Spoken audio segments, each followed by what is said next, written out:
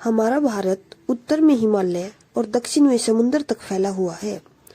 महाकाव्य और पुराणों में इसे भारतवर्ष अर्थात भारत के देश के नाम से संबोधित किया गया है।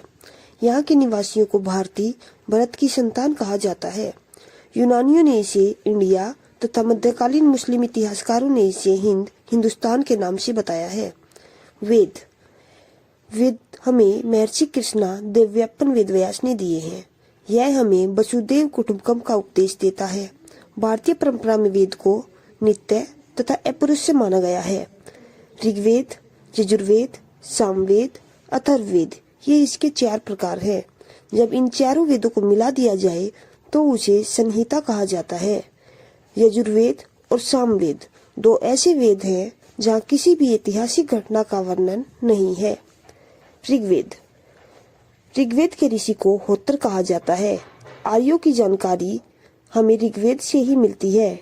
ऋग्वेद में कोई भी न्यायाधिकारी नहीं था। ऋग्वेद में 10 मंडल है, 1028 सूक्त है, 10,462 ऋचाएं हैं। इंद्र के लिए 250 तो अग्नि के लिए 200 ऋचाएं हैं। ऋग्वेद के कुछ हमारे महत्वपूर्ण मंडल हैं, जैसे कि ऋग्वेद के 3रे मंडल में गायत्री मंत्र का उल्लेख है। ऋग्वेद के 9वें मंडल में देवता सोम का उल्लेख है। ऋग्वेद के 8वें मंडल में हस्तलिखित ऋचाओं का उल्लेख है। इन हस्तलिखित ऋचाओं को खिल कहा जाता है।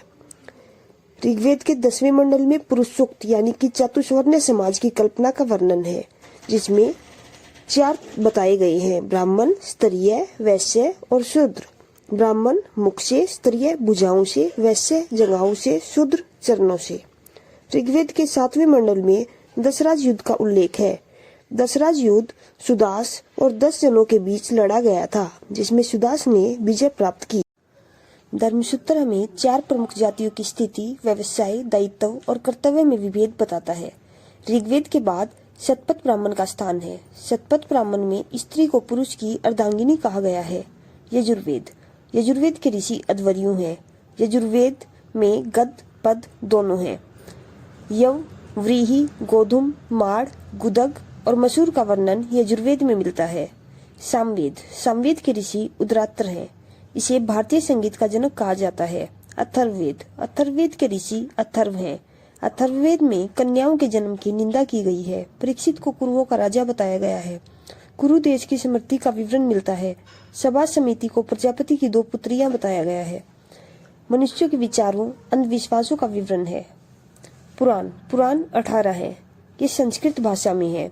इन 18 पुराणों में से केवल 5 में ही राजाओं की वंशावली पाई गई है। ये 5 पुराण है: विष्णु, मत्स्य, वायु, ब्राह्मण, भागवत पुराण। पुराणों की रचना लोमहर्ष और उनके पुत्र उग्रश्रवा ने की थी।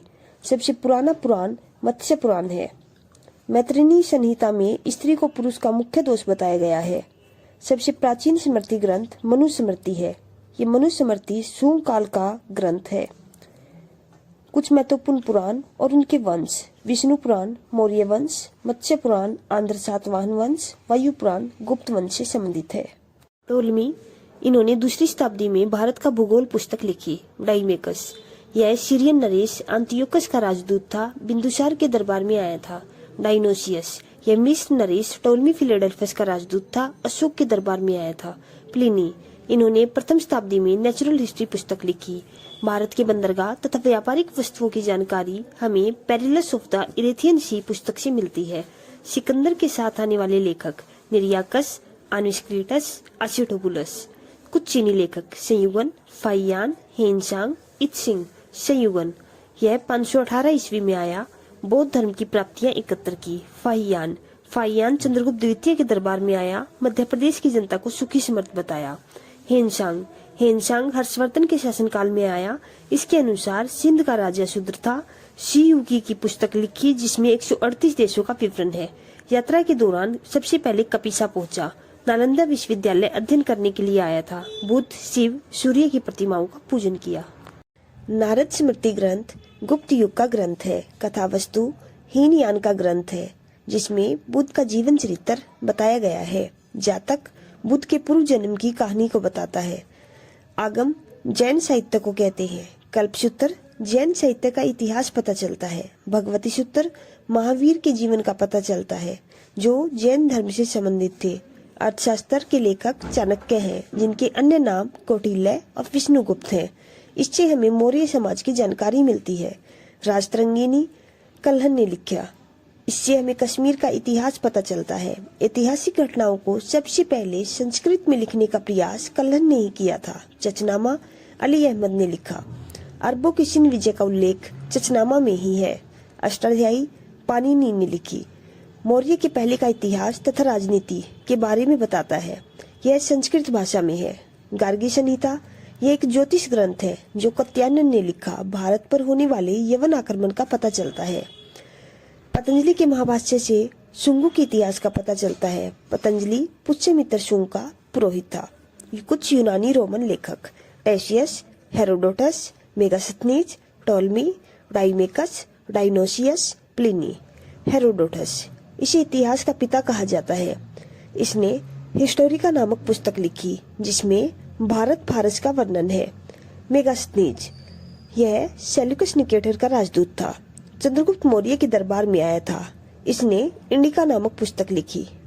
इत्सिंग 7वीं शताब्दी में आया। इसने नालंदा विक्रमशिला विश्वविद्यालय का वर्णन किया।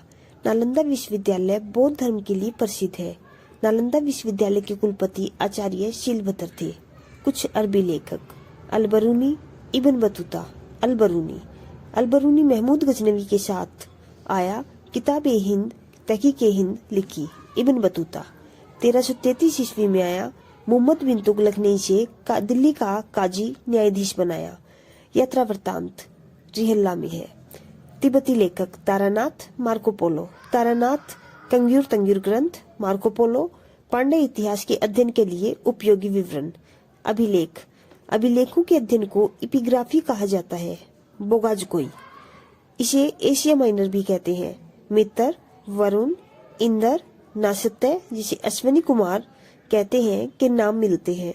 गरुड़ स्तंभ अभिलेख होलियोडोरस का है, जो कि एक यवन राजदूत थे। भागवत धर्म विकसित होने का प्रमाण हमें गरुड़ स्तंभ अभिलेख से ही मिलता है। हाथी गुफा अभिलेख सर्वप्रथम भारतवर्ष का जिक्र है। कलिंग राजा खाकेल के शासनकाल में। सोहगुरा अभिलेख दुर्भिक्ष की जानकारी मिलती है। संकट काल में खाद्यान्न सुरक्षित रखने का उल्लेख है। भीतरी स्तंभ अभिलेख स्कंदगुप्त भारत पर हुन आक्रमण का वर्णन मिलता है। एरन अभिलेख भानुगुप्त के शासनकाल में स्त्री के सती प्रथा का पहला लिखित साक्ष्य मिलता है। मंदसौर अभिलेख मालवा नरेश शोवर्मन रेशम बुनकर की श्रेणियों की जानकारी मिलती है। बुरझोम कश्मीरी नवपाषाणिक पुरास्थल गर्तावास गडला घर का साक्ष्य मिलता है। एहोल अभिलेख पुलकेशिन द्वितीय। प्रयाग स्तंभ अभिलेख समुद्रगुप्त। ग्वालियर अभिलेख प्रतिहार नरेश भोज। गिरनार जूनागढ़ अभिलेख रुद्रदामन। देवपाड़ा अभिलेख विजयसेन जो बंगाल का शासक था। नासिक अभिलेख गौतमी बलश्री। प्राचीन सिक्के जिन्हें आहत कहते थे साहित्य में काशापर्ण कहा गया है। सिक्कों पर सबसे पहले लेख लिखने का कार्य यवन शासकों ने किया। रोमन सिक्के हमें अरिकमेडु पुडुचेरी के पास से मिले। समुद्रगुप्त का वीणा बजाती हुई मुद्रा वाला सिक्का उनके संगीत प्रेमी होने का साक्ष्य है। मंदिरों की शैली उत्तर भारत के मंदिर, दक्षिण भारत के मंदिर। उत्तर भारत के मंदिरों की शैली को नागर शैली कहते हैं। दक्षिण भारत के मंदिरों की शैली को द्राविड़ शैली कहते हैं। दक्षिणापथ के मंदिर वैश्य शैली कहा जाता है। जब कोई मुख्य मंदिर 4 सहायक मंदिरों से घिरा हुआ हो तो उसे पंचायतन कहते हैं। कंद्रिया महादेव मंदिर खजुराहो। लक्ष्मण खजुराहो। ब्रह्मेश्वर भुवनेश्वर। लिंगराज भुवनेश्वर। दशावतार देवगढ़। गोंडेश्वर महाराष्ट्र। कुछ संस्कृति और उनके बर्तन। मालवा संस्कृति काला और लाल बर्तन। बुरझोम धूसर जोखे लाल। दक्षिण नवपाषाण काल चमकीला धूसर। पूर्व नवपाषाण काल भूरा धूसर। सबसे पहले भारत के संबंध स्थापित हुए सुवर्ण भूमि म्यांमार, मालवा, सुवर्णद्वीप, कंबोडिया, कंबोज, जावा, यवद्वीप। इतिहास को 3 भागों में विभाजित किया गया है। प्रागैतिहासिक काल, आदिऐतिहासिक काल, ऐतिहासिक काल। प्रागैतिहासिक काल में मानव लिपि यानी कि लेखन से परिचित नहीं था। इसे 2 भागों में बांटा गया है। पाषाण काल, ताम्रकाल। पाषाण काल के 3 भाग है। पूरा पाषाण काल, मध्य पाषाण काल, नवपाषाण काल। आदिऐतिहासिक काल इसमें मनुष्य लिपि से परिचित थे पर पढ़ी नहीं जा सकती थी। इसके अंदर हड़प्पा और सिंधु सभ्यता के बारे में बताया गया है। ऐतिहासिक काल, इसमें लिखी जा सकती थी और पढ़ी भी जा सकती थी। इसके 3 भाग है, प्राचीन, मध्यकालीन और आधुनिक इतिहास। पुरापाषाण काल, पुरापाषाण काल में मनुष्य का जीवन अस्थिर था। वह शिकार करके अपना भोजन करता था। मनुष्य खानाबदोश था। मनुष्य ने आग की खोज की और चित्रकारी करना प्रारंभ किया। मध्यपाषाण काल, मध्यपाषाण काल में मनुष्य ने पशु पालना आरंभ किया। प्रथम पशु जो मनुष्य ने पाला वो कुत्ता था। छोटे और नुकीले हथियारों का प्रयोग करना आरंभ किया जिन्हें माइक्रोलिथ बोला जाता था।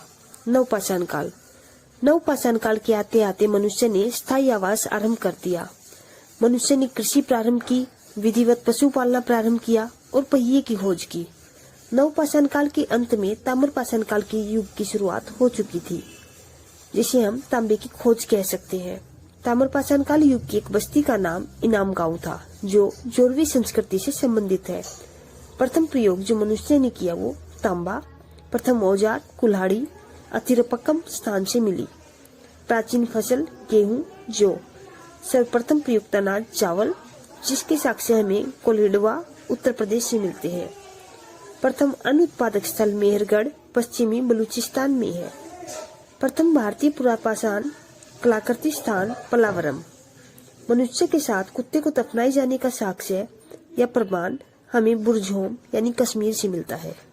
मनुष्य द्वारा बनाए गए सबसे पहले शैलचित्रों का प्रमाण मध्य प्रदेश की भीमबेटका गुफाओं से मिलता है। औजारों की खोज रॉबर्ट ब्रूसफुट ने 1863 ईस्वी में की थी। औजार स्फटिक यानी कि पत्थर के बने हुए थे। भारत का एकमात्र मानवाबकपी श्वेतभ्रू गिबन असम का है। सबसे प्राचीन नगर मोहनजोदड़ो।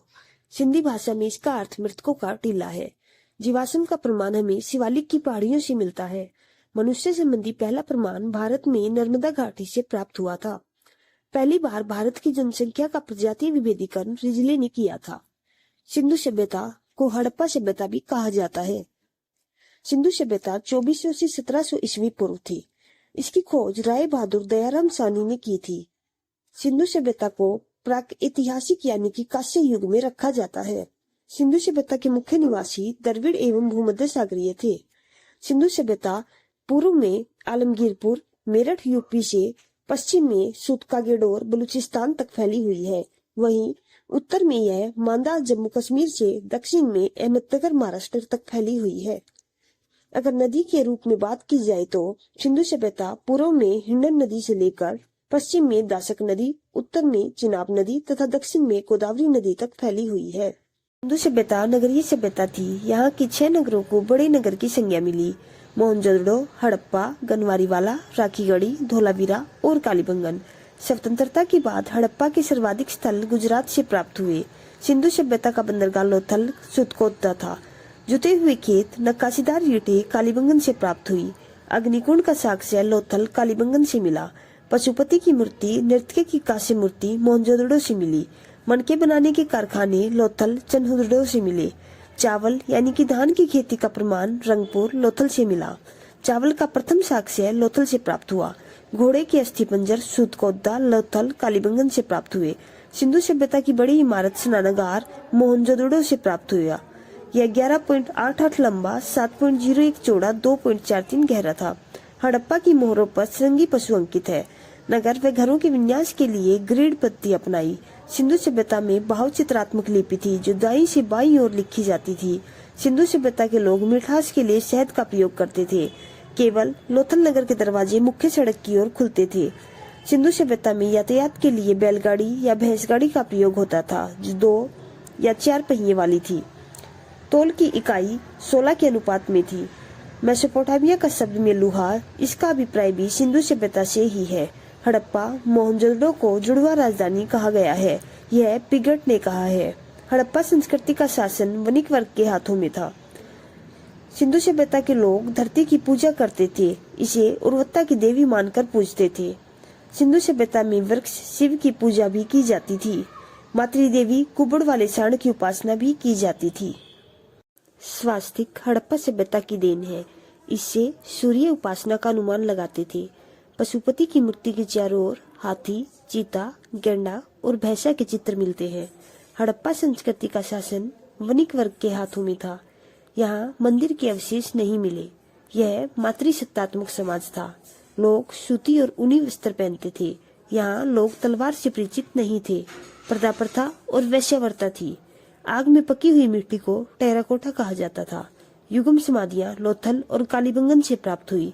लाल मिट्टी के बर्तन का प्रयोग किया जाता था जिस पर काले रंग का डिजाइन बना हुआ होता था।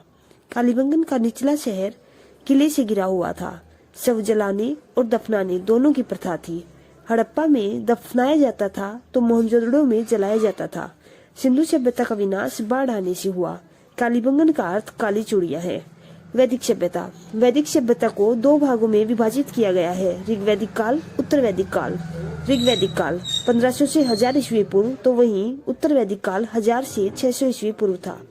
आर्य सबसे पहले पंजाब और अफगानिस्तान में बसे। आर्यों का मूल निवास स्थान मैक्स मुलर के द्वारा मध्य एशिया को माना गया है। आर्यों की सभ्यता वैदिक सभ्यता थी, जिसे ग्रामीण सभ्यता भी कहा जाता है। आर्य 5 भाग में बटे थे: कुल, ग्राम, विश, जन, राष्ट्र। ग्राम का मुखिया ग्रामीणी कहलाता था। विश के प्रधान को विशपति कहा जाता था। वहीं जन का शासक राजन कहलाता था। ऋग्वैदिक काल में राज्य अधिकारियों में प्रमुख पुरोहित और सेनानी थे। सूत, रथकार, कमादी को रत्नी कहते थे। दुर्गपति को पूरब कहा जाता था। गोचर भूमि का अधिकारी वाजपति था। जनता की गतिविधियां देखने वाला गुप्तचर सपस कहलाता था। अपराधियों को पकड़ने का कार्य उग्र करता था। युद्ध में कबीले का नेतृत्व राजा के द्वारा किया जाता था। युद्ध के लिए प्रयोग शब्द ग्विष्टि, जिसका अर्थ गायों की खोज। आर्यों का समाज पितृ प्रधान समाज था। आर्यों के समाज की सबसे छोटी इकाई परिवार कुल थी। परिवार या कुल के मुखिया को पिता कहा जाता था। इसे कुलप भी कहते थे। राजा को सलाह सभा और समिति देती थी। सभा श्रेष्ठ लोगों की संस्था थी, जबकि समिति सामान्य जनता का प्रतिनिधित्व करती थी। समिति के अध्यक्ष को ईशान कहते थे। बाल विवाह पर्दा प्रथा नहीं थी। ऋग्वैदिक काल में 4 वर्ण विभाजित हैं: ब्राह्मण, क्षत्रिय, वैश्य, शूद्र। यह व्यवसाय के आधार पर है। जीवन भर अविवाहित रहने वाली महिलाओं को अमाजू कहा जाता था। मुख्य पेय पदार्थ सोमरस था, जो वनस्पति से बनता था। मुख्य व्यवसाय पशुपालन और कृषि था। कभी न मारा जाने वाला पशु गाय अगन्या कहा जाता था। प्रिय पशु घोड़ा, प्रिय देवता इंद्र। व्यापार के लिए दूर दूर जाने वाले व्यक्ति को पनी कहते थे। ब्याज पर ऋण देने वाला व्यक्ति सूदखोर वेकनोट कहलाता था। लोहे को श्यामयस तथा तांबे को लोहितयस कहा जाता था। ऋग्वैदिक काल में 3 प्रकार के कपड़े पहनते थे: वास, अधिवास, उष्णीस।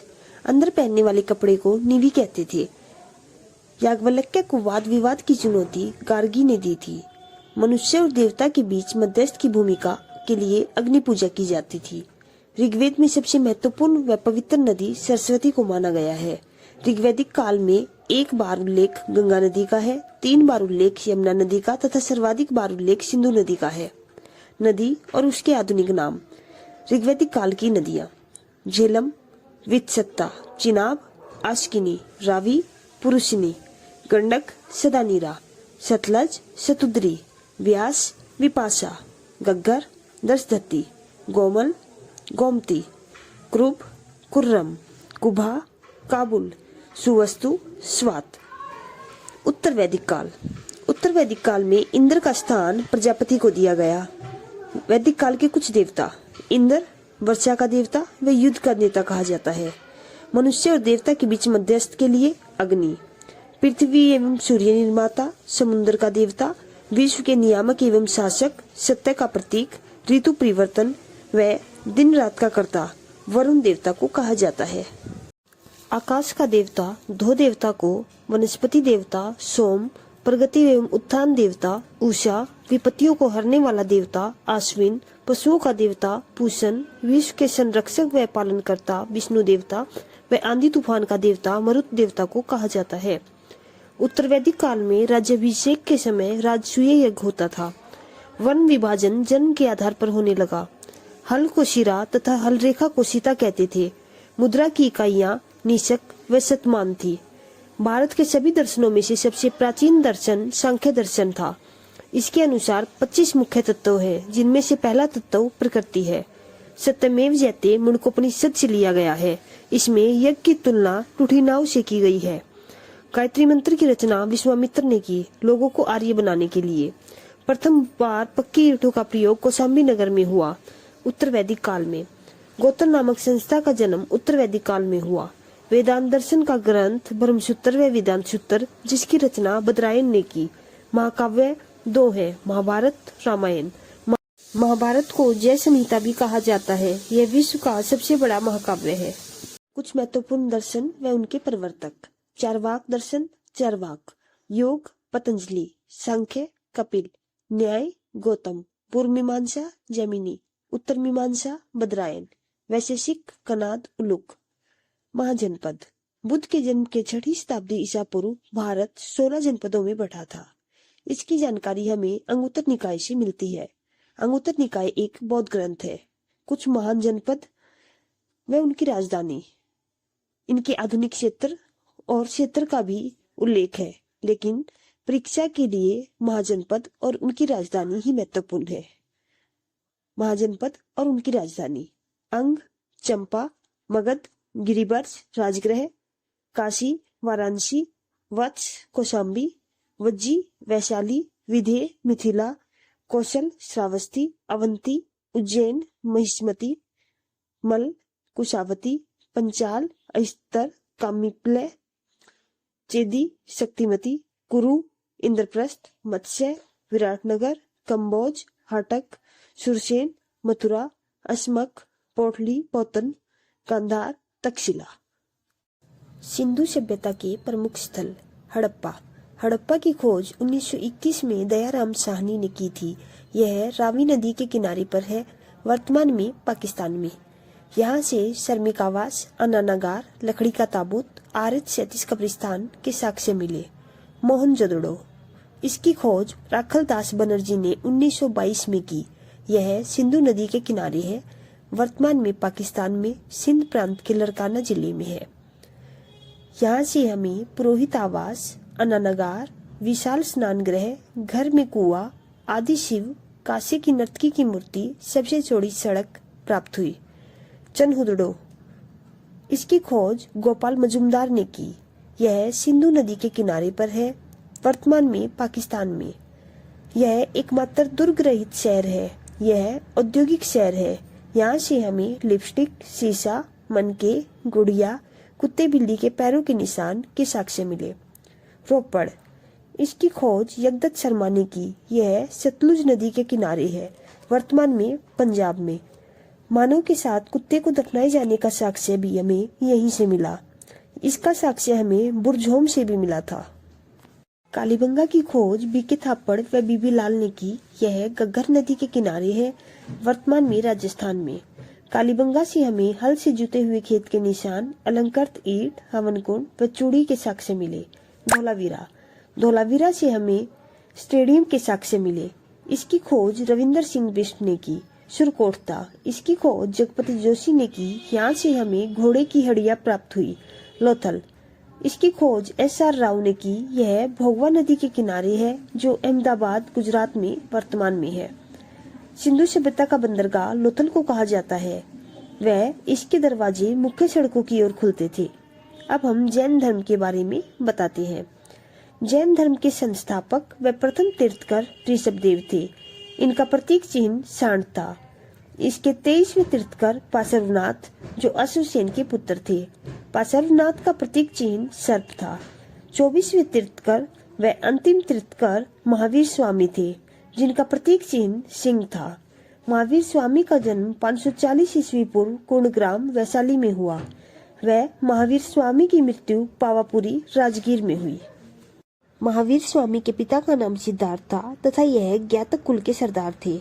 महावीर स्वामी की माता त्रिशला लिच्छवी राजा चेटक की बहन थी। महावीर स्वामी की पत्नी यशोदा थी तथा इनकी पुत्री अनुजा प्रियदर्शनी थी। अनुजा प्रियदर्शनी ही इनकी पहली शिष्या भी बनी। इनके बड़े भाई का नाम नंदीवर्धन था। महावीर स्वामी के बचपन का नाम विद्यमान था। इनके दामाद का नाम जामिल था, जो इनके प्रथम अनुयायी बने। इनको ज्ञान प्राप्ति जरम्बिक के पास साल वृक्ष के नीचे रिजुपालिका नदी के किनारे हुई। महावीर स्वामी निर्ग्रंथ, अरहत तथा विजेता कहलाए। निर्ग्रंथ का अर्थ बंधनहीन, अरहत मतलब पूजनीय तथा विजेता मतलब जिन। इन्होंने प्राकृत भाषा में उपदेश दिए। यह अर्धमागधी भाषा थी। महावीर के अनुयायी निर्ग्रंथ कहलाए। प्रथम जैन भिक्षुनी चंपा दधिवाहन की पुत्री थी। महावीर को पुनर्जन्म कर्मवाद में विश्वास था। महावीर के शिष्य 11 गंधर्वों में विभाजित थे, लेकिन उनमें से आर्य सुधर्मा ही एकलौता ऐसा गंधर्व था जो महावीर की मृत्यु के बाद भी जीवित रहा। आर्य सुधर्मा को जैन धर्म का प्रथम थेरा तथा मुख्य उपदेशक कहा जाता है। 2 जैन तीर्थकर ऋषभदेव, अरिष्टनेमी, इनका नाम ऋग्वेद में मिलता है। अरिष्टनेमी 22वें जैन तीर्थकर थे। इनका प्रतीक चिन्ह शंख था। अरिष्टनेमी भगवान कृष्ण का निकट संबंधी माना जाता है। 12 वर्षों के भीषण अकाल के बाद भद्रबाहु अपने शिष्यों के साथ कर्नाटक चला गया, लेकिन कुछ स्थूलभद्र के साथ मगध में ही रुक गए। जैन धर्म 2 संप्रदायों में बट गया, श्वेतांबर, दिगंबर। धर्म के 2 संप्रदाय श्वेतांबर और दिगंबर। श्वेतांबर में स्थूलभद्र के शिष्य थे। यह सफेद वस्त्र धारण करते थे। इनके अनुसार महिलाओं को मोक्ष मिल सकता है। इनके अनुसार 19वें तीर्थकर मल्लिनाथ एक महिला थी और इनके अनुसार महावीर स्वामी विवाहित थे। जबकि दिगंबर में भद्रबाहु के शिष्य थे। यह निर्वस्त्र व नग्न रहते थे। महिलाओं को मोक्ष नहीं मिल सकता, इनका मानना यह था। इनके अनुसार 19वें तीर्थकर मल्लिनाथ पुरुष थे। इनके अनुसार महावीर स्वामी अविवाहित थे। जैन साहित्य को आगम कहा जाता है। यहाँ आगम का अर्थ सिद्धांत है। जैन साहित्य में 12 अंग, 12 उपांग, 10 प्रकीर्ण, 6 छेद सूत्र, 4 मंगलसूत्र है। जैन साहित्य की 2 संगति हुई, जिनमें से प्रथम संगति पाटलिपुत्र में हुई। इसकी अध्यक्षता स्थूलभद्र ने की। द्वितीय संगति वल्लभी गुजरात में हुई। यह समासरवन की अध्यक्षता में हुई। जैन धर्म में त्रिरत्न है: सम्यक ज्ञान, सम्यक दर्शन, सम्यक आचरण। जैन धर्म में ईश्वर की मान्यता नहीं है तथा आत्मा की मान्यता है। चामुंड के प्रोत्साहन से बाहुबली गोमतेश्वर की मूर्ति बनी।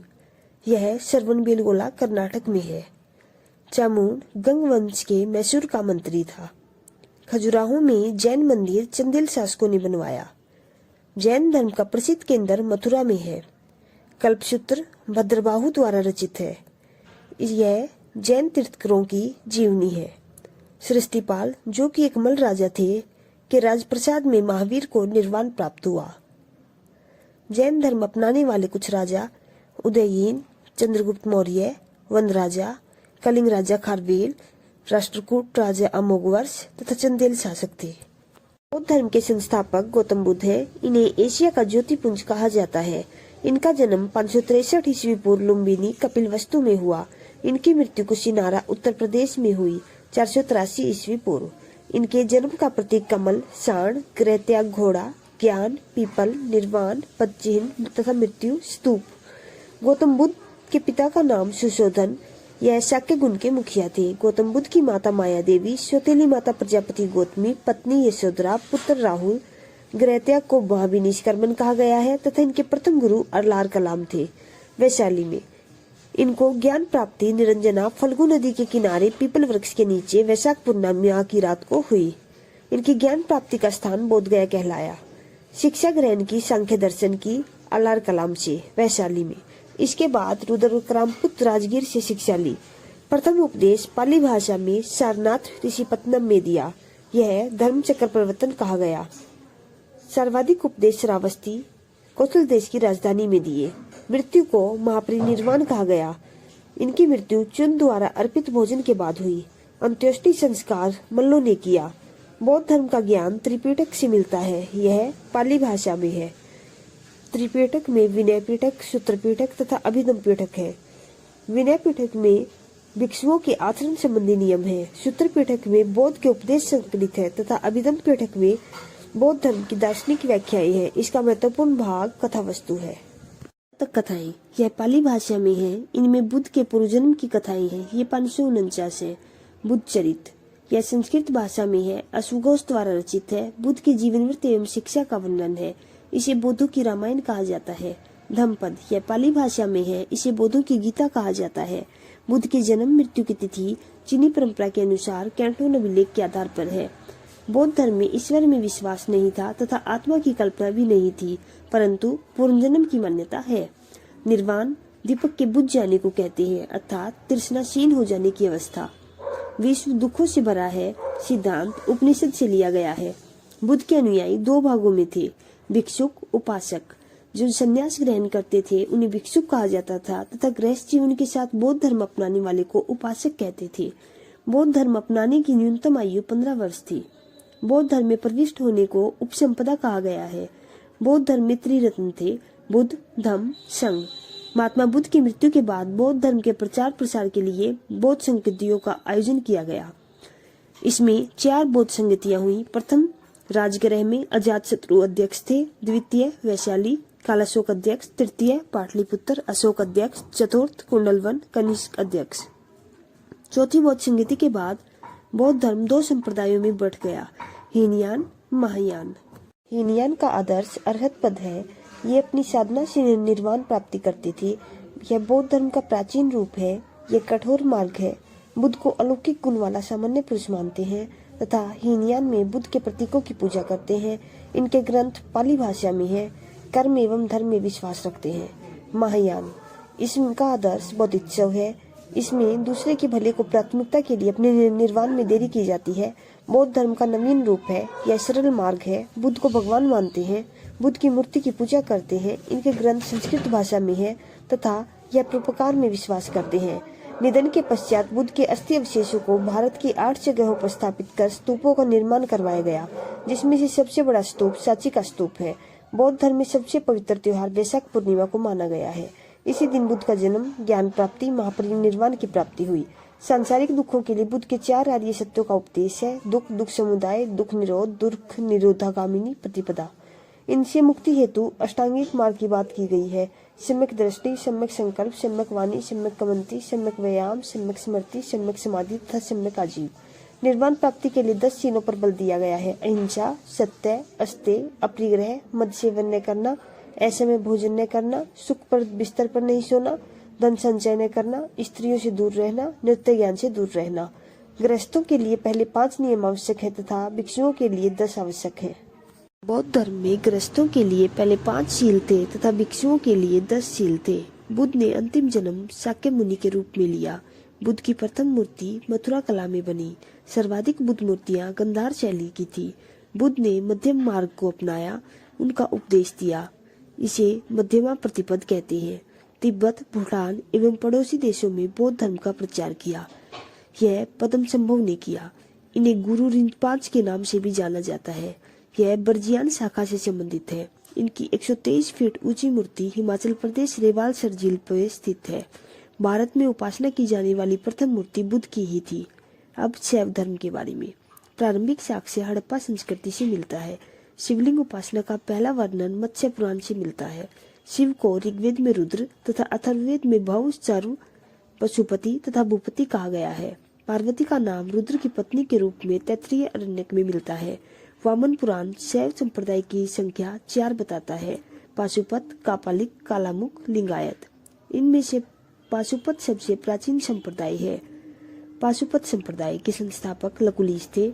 इसके अनुयायी पंचार्थिक तथा प्रमुख ग्रंथ पाशुपत सूत्र। इसके आचार्य श्रीकर पंडित थे।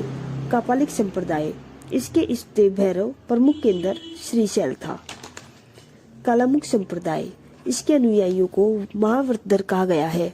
यह नर कपाल में भोजन करते थे तथा शरीर पर चिता की भस्म मलते थे। लिंगायत संप्रदाय, यह दक्षिण में प्रचलित था। लोगों को जंगम कहा जाता था। इनका मुख्य धार्मिक ग्रंथ शून्य संपादने था। इसके प्रवर्तक बसव पुराण में बताए गए हैं। अल्लभ प्रभु तथा इनके शिष्य बासव। इसे वीर शिव संप्रदाय भी कहा जाता है। मत्स्येंद्रनाथ ने नाथ संप्रदाय की स्थापना की। यह 10वीं शताब्दी में की थी। पल्लव काल में शैव धर्म का प्रचार नायनारों ने किया था। यह संत कहलाते हैं। नायनार 63 थे। इनमें से कुछ मुख्य थे अपार, तिरुज्ञान, संबंदर, सुंदरमूर्ति। शिव नंदी का एक साथ अंकन कुषाण शासकों की मुद्राओं पर है। शैव धर्म दक्षिण भारत में लोकप्रिय था। यह चालुक्य, पल्लव, राष्ट्रकूट, चोलों के समय था। एलोरा का कैलाश मंदिर राष्ट्रकूटों ने बनवाया था। तंजौर का राजराजेश्वर शैव मंदिर चोल शासक राजराज प्रथम ने बनवाया था। इसे बृहदीश्वर मंदिर भी कहा जाता है। अब वैष्णव धर्म के बारे में कुछ जानकारी। वैष्णव धर्म की जानकारी हमें उपनिषदों से मिलती है। इसका विकास भागवत धर्म में है। इसके पूजक पंचरात्र कहलाते हैं तथा प्रवर्तक कृष्ण वर्षन कबीले के थे। उनका निवास स्थान मथुरा था। कृष्ण का उल्लेख छांदोग्य उपनिषद में है। इन्हें देवकी पुत्र अंगिरस शिष्य के रूप में बताया गया है। अंकोर वाट का मंदिर सूर्यवर्मा सेकंड कंबोडिया राजा ने बनवाया। इनकी 10.5 फीट विष्णु मूर्ति थी। वासुदेव कृष्ण का प्रारंभिक अभिलेखीय उल्लेख मेषनगर स्तंभ में है। विष्णु के 10 अवतारों का उल्लेख मत्स्य पुराण में है। विष्णु अवतार को गुप्त काल में वराह कहा गया है। सुदर्शन चक्र 6 तिलियां है। श्री वैष्णव संप्रदाय की पुस्तक ब्रह्मसूत्र ईश्वर प्राप्ति के लिए सर्वाधिक महत्व भक्ति को दिया गया है। कुछ संप्रदाय तथा उनके आचार्य। वैष्णव संप्रदाय के आचार्य रामानुज, ब्रह्मा के आनंद तीर्थ, रुद्र के वल्लभाचार्य, सनक संप्रदाय के आचार्य निम्बार्क थे। इस्लाम धर्म। इस्लाम धर्म की स्थापना तथा इनके संस्थापक हम कह सकते हैं हजरत मोहम्मद। इस्लाम धर्म के संस्थापक हजरत मोहम्मद साहब थे। इन्हें पैगंबर कहा जाता था। इनके पिता का नाम अब्दुल्ला, माता अमीना, पुत्री फातिमा तथा दामाद अली थे। इन्हें ज्ञान प्राप्ति हीरा गुफा में हुई तथा इनकी शादी खदीजा नामक विधवा से हुई। इन्हें मक्का से मदीना की यात्रा को हिजरी सनवत तथा मुस्लिम सनवत में लिखा गया। इनका जीवन चरित्र इब्न इसाक ने लिखा। इन्हें मदीना में दफनाया गया तथा इनकी मृत्यु 8 जून 623 ईस्वी में हुई थी। इनका जन्म मक्का में हुआ था। इस्लाम का पवित्र ग्रंथ कुरान अरबी भाषा में था। यह जिब्रील ने दिया। पैगंबर मोहम्मद के उत्तराधिकारी को खलीफा कहा जाता था। 1924 तक यह पद रहा। उसके बाद कमाल पाशा ने इसे समाप्त कर दिया। कमाल पाशा एक तुर्की के शासक थे। पैगंबर का जीवन चरित्र इब्न इसाक ने लिखा तथा इनके जन्मदिन पर ईद ए मिलाद उल नबी पर्व मनाते हैं। इस्लाम धर्म 2 पंथों में विभाजित हुआ, सुन्नी तथा शिया। सुन्नी सुन्ने में विश्वास रखते थे। पैगंबर के कथनों कार्यों का विवरण था सुन्ना। शिया अली की शिक्षा में विश्वास करते थे। अली के उत्तराधिकारी मानते थे। नमाज मक्का की ओर मुंह करके पढ़ा जाता है। इस दिशा को किबला कहा जाता है। भारत में मक्का पश्चिम में है। भारत में इस्लाम धर्म का आगमन अरबों के जरिए हुआ। 712 ईस्वी में अरबों ने सिंध जीत लिया। यहीं पर इस्लाम महत्वपूर्ण धर्म बना। अब ईसाई धर्म। ईसाई धर्म के संस्थापक ईसा मसीह थे। इनका चिन्ह क्रॉस था। प्रमुख ग्रंथ बाइबल। ईसा मसीह का जन्म बैथलेहम में हुआ। इनकी माता मैरी, पिता जोसेफ तथा इन्हें सूली पर पोंटियस ने चढ़ाया। ईसा मसीह के प्रथम 2 शिष्य एंड्रूस तथा पीटर थे। त्रित्व ईश्वर पिता, ईश्वर पुत्र, ईश्वर पवित्र आत्मा। गौथिक अधिक हल्के ऊंचे भवनों का निर्माण। एग्जाम्पल जो पेरिस में नॉट्रेडम चर्च है वह है। पारसी धर्म। पारसी धर्म का पैगंबर जरथुष्ट्र ईरानी था। धार्मिक ग्रंथ जिंदा अवस्था था। मूल शिक्षा का सूत्र सद्विचार, सद्वचन, सद्कार्य। अनुयायी अहूर एक ईश्वर थे। इनके अनुयायियों को अग्निपूजक कहते थे। मगध में 16 महाजनपद में से एक महाजनपद मगध था। यह सबसे शक्तिशाली महाजनपद था। महाभारत से हमें इसकी जानकारी मिलती है कि मगध पर सबसे पहले बृहद्रथ वंश का शासन था, जिसके संस्थापक बृहद्रथ थे। इस वंश का प्रतापी राजा जरासंध था, जो बृहद्रथ का पुत्र था। मगध की राजधानी गिरिब्रज राजगृह थी। मगध के शक्तिशाली होने के मुख्य कारण उपजाऊ मैदान, प्राकृतिक सुरक्षा, व्यापार में वृद्धि, वन क्षेत्रों की उपलब्धता, हाथियों की उपलब्धता, कृषि में लोहे की उपलब्धता, धान की रोपाई की पत्ती का विकास था। मगध महाजनपद पर कुल 7 राजवंशों ने शासन किया। इसे याद करने का तरीका है हसीन, माशुक 7, हर्यक वंश, शिशुनाग वंश, नंद वंश, मौर्य वंश, सूंग वंश, कनव वंश तथा सातवाहन वंश। सबसे पहले हर्यक वंश। यह 544 ईस्वी पूर्व से 412 ईस्वी पूर्व तक था। बिंबिसार, अजातशत्रु, उदयन तथा नागदशक इसके कुछ प्रमुख राजा थे। हर्यक वंश की स्थापना बिंबिसार ने की। यह 544 ईस्वी पूर्व में की थी। प्रारंभिक राजधानी गिरिब्रज थी। बाद में राजगृह को कर दिया गया। बिंबिसार ने दहेज में लिए गए क्षेत्र से अपने साम्राज्य का विस्तार किया। बिंबिसार ने 3 विवाह किए। माँ कोसला देवी से, जो कौशलराज की पुत्री थी, प्रसेनजित की बहन थी। इससे इन्हें दहेज में काशी प्राप्त हुआ। चेलना, छलना वैशाली की लिच्छवी राजकुमारी थी, जो चेटक की पुत्री थी। सीमा पंजाब के मद्र कुल की राजकुमारी थी। बिंबिसार और ब्रह्मदत्त के बीच में युद्ध हुआ, अर्थात इसमें इन्होंने अंगराज्य मगध में मिला लिया। यहाँ का सेनापति अपने पुत्र अजातशत्रु को बनाया। बिंबिसार बौद्ध धर्म का अनुयायी था। अवंती का राजा प्रद्योतपांडु रोग से ग्रस्त हो गया तो बिंबिसार ने अपने राजवैद्य जीवक को भेजा उनकी सहायता के लिए। अजातशत्रु 492 ईस्वी पूर्व से 461 ईस्वी पूर्व 492 ईस्वी पूर्व बिंबिसार की हत्या कर दी, गद्दी पर बैठा। अजातशत्रु को पितृहंता भी कहा जाता है। अजातशत्रु का अर्थ शत्रुओं को नाश करने वाला है। इसे कुनिक भी कहते हैं। यह जैन धर्म का अनुयायी था।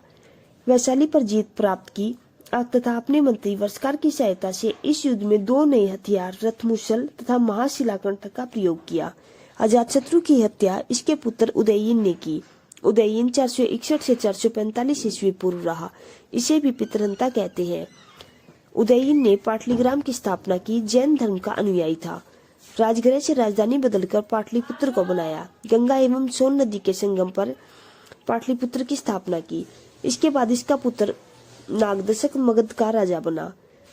यह एक अयोग्य शासक था। इसकी हत्या शिशुनाग ने कर दी जो इसका सेनापति था और शिशुनाग ने एक नए वंश की स्थापना की, शिशुनाग वंश। 412 ईस्वी पूर्व से 394 ईस्वी पूर्व इसके संस्थापक शिशुनाग थे तथा इसकी राजधानी वैशाली पाटलिपुत्र से हटाकर बनाई गई थी। इसके कुछ प्रमुख राजा शिशुनाग, कालाशोक, नंदीवर्मन।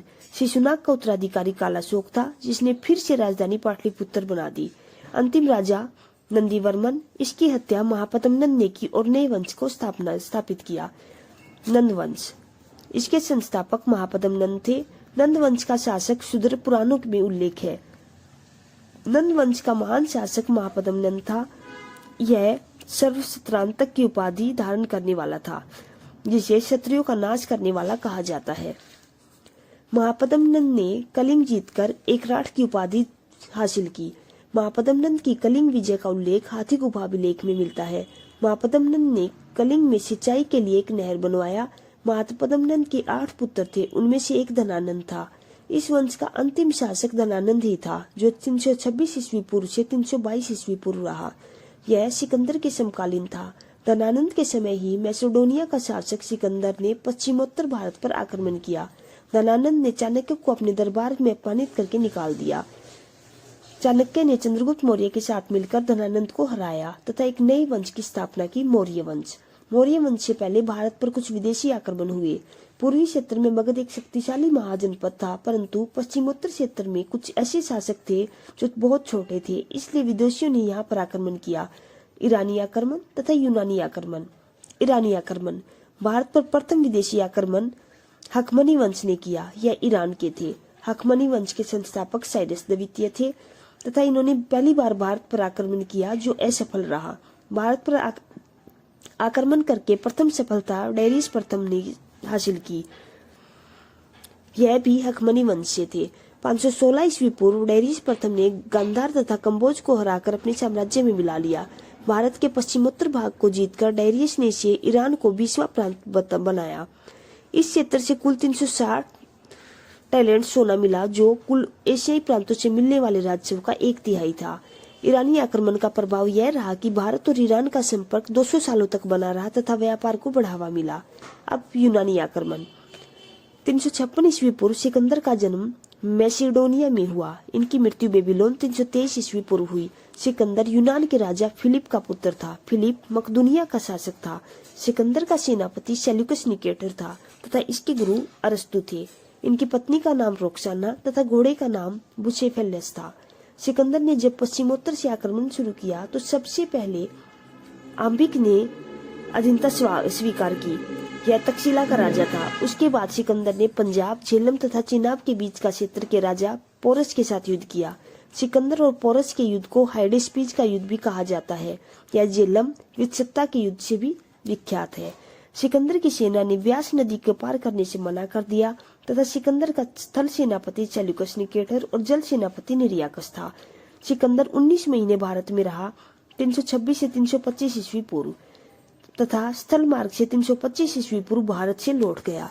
वापस लौटते समय रास्ते में 323 ईस्वी पूर्व में बेबीलोन में मृत्यु हो गई। सिकंदर के आक्रमण का भारत पर प्रभाव यह रहा कि भारत यूनान के बीच सीधे संपर्क की स्थापना हुई। भारत में एकीकरण की प्रक्रिया को बल मिला। भारत में गांधार शैली का विकास हुआ तथा भारतीयों ने यूनानियों से मुद्रा निर्माण की कला सीखी। मौर्य साम्राज्य। मौर्य साम्राज्य की जानकारी हमें दो स्रोतों से मिलती है, साहित्यिक स्रोत तथा पुरातात्विक स्रोत। साहित्यिक स्रोतों में अर्थशास्त्र, इंडिका, मुद्रा राक्षस तथा जैन और बौद्ध ग्रंथ शामिल है तथा पुरातात्विक स्रोतों में अशोक, जूनागढ़ तथा रुद्रदामन के अभिलेख शामिल है।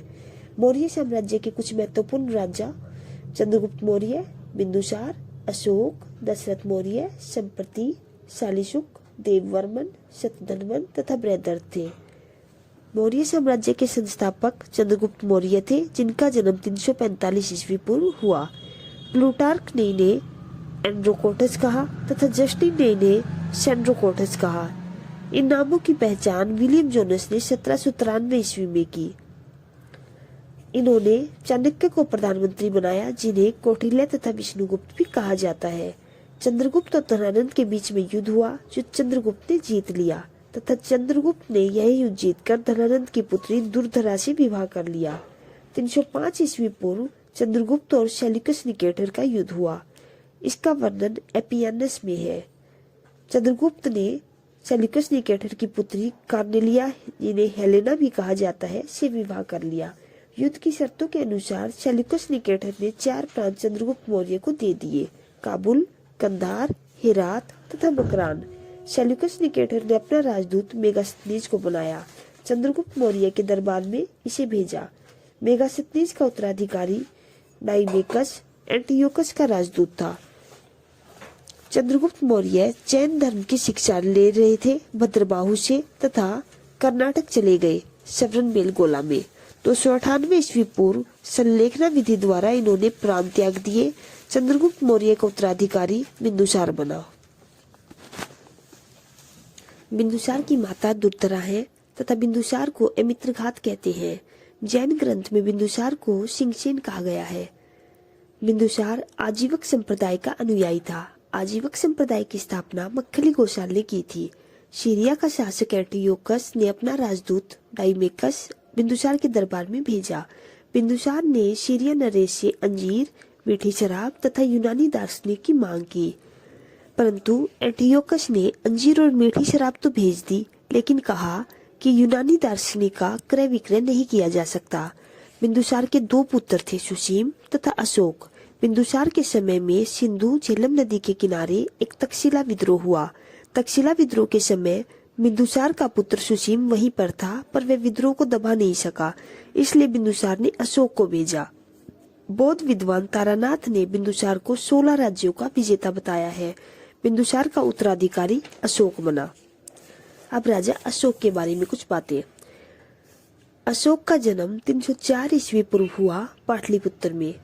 अशोक का राज्याभिषेक 269 ईस्वी पूर्व हुआ तथा मगध की गद्दी पर बैठने के समय अशोक अवंती का राज्यपाल था। अशोक का नाम मास्की तथा गुर्जरा अभिलेख में मिलता है। पुराणों में इसे अशोकवर्धन कहा गया है। 261 ईस्वी पूर्व अशोक ने कलिंग पर आक्रमण कर इसे जीत लिया। कलिंग आक्रमण के बाद ही अशोक का हृदय परिवर्तन हुआ। कलिंग की राजधानी तोसली पर भी इन्होंने अधिकार किया तथा इसके बाद अशोक ने बौद्ध धर्म अपनाया। बौद्ध धर्म की शिक्षा अशोक ने उपगुप्त से ली। बौद्ध धर्म के प्रचार के लिए अशोक ने अपने पुत्र महेंद्र तथा पुत्री संघमित्रा को श्रीलंका भेजा।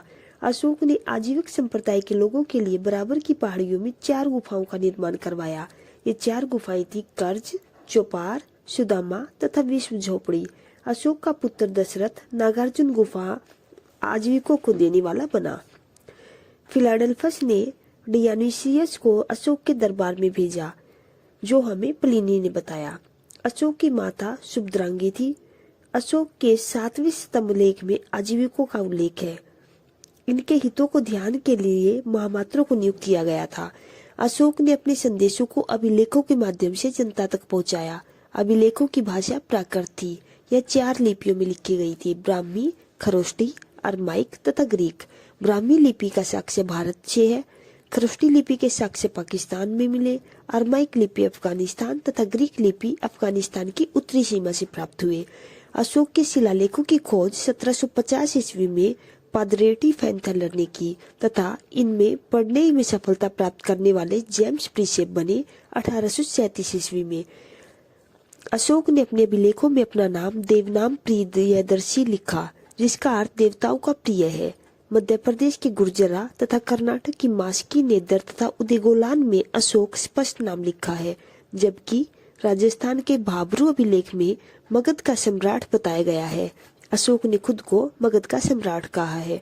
लोगों को नैतिकता सिखाने के लिए अशोक ने जो नियम कानून और की संहिता बनाई उसे धम्म कहते हैं। अशोक के अभिलेखों में शिलालेख, स्तंभलेख तथा गुहालेख हैं।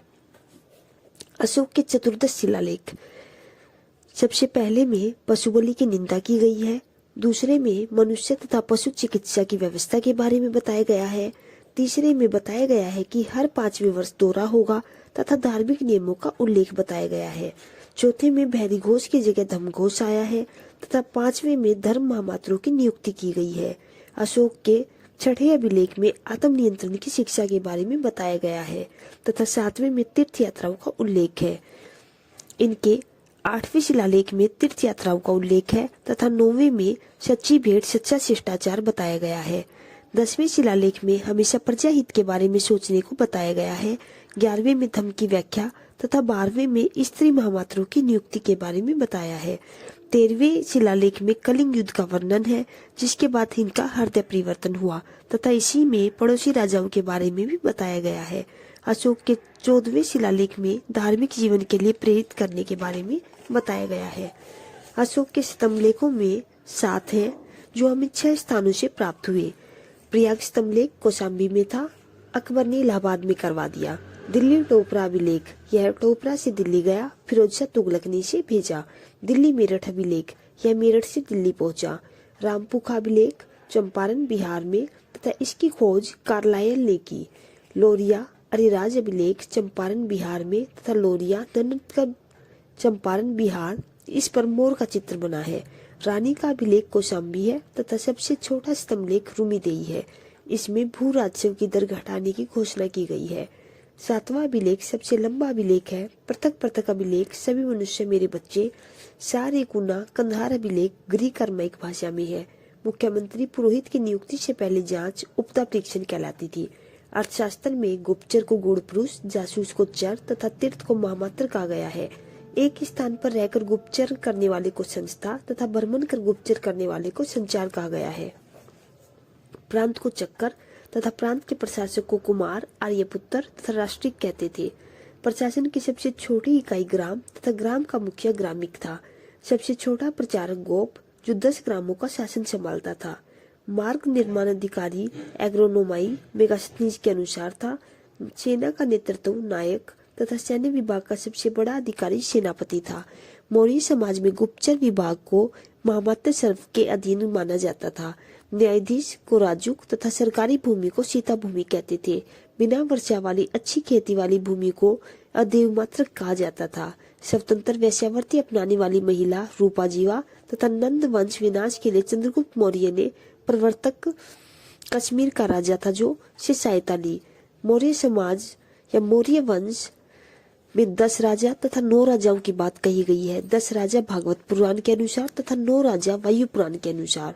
मौर्य वंश का अंतिम शासक बृहदर्थ था तथा बृहदर्थ की हत्या पुष्यमित्र शुंग ने की, इसका सेनापति था। यह ब्राह्मण जाति का था। इसकी हत्या के बाद शुंग वंश की नींव रखी गई।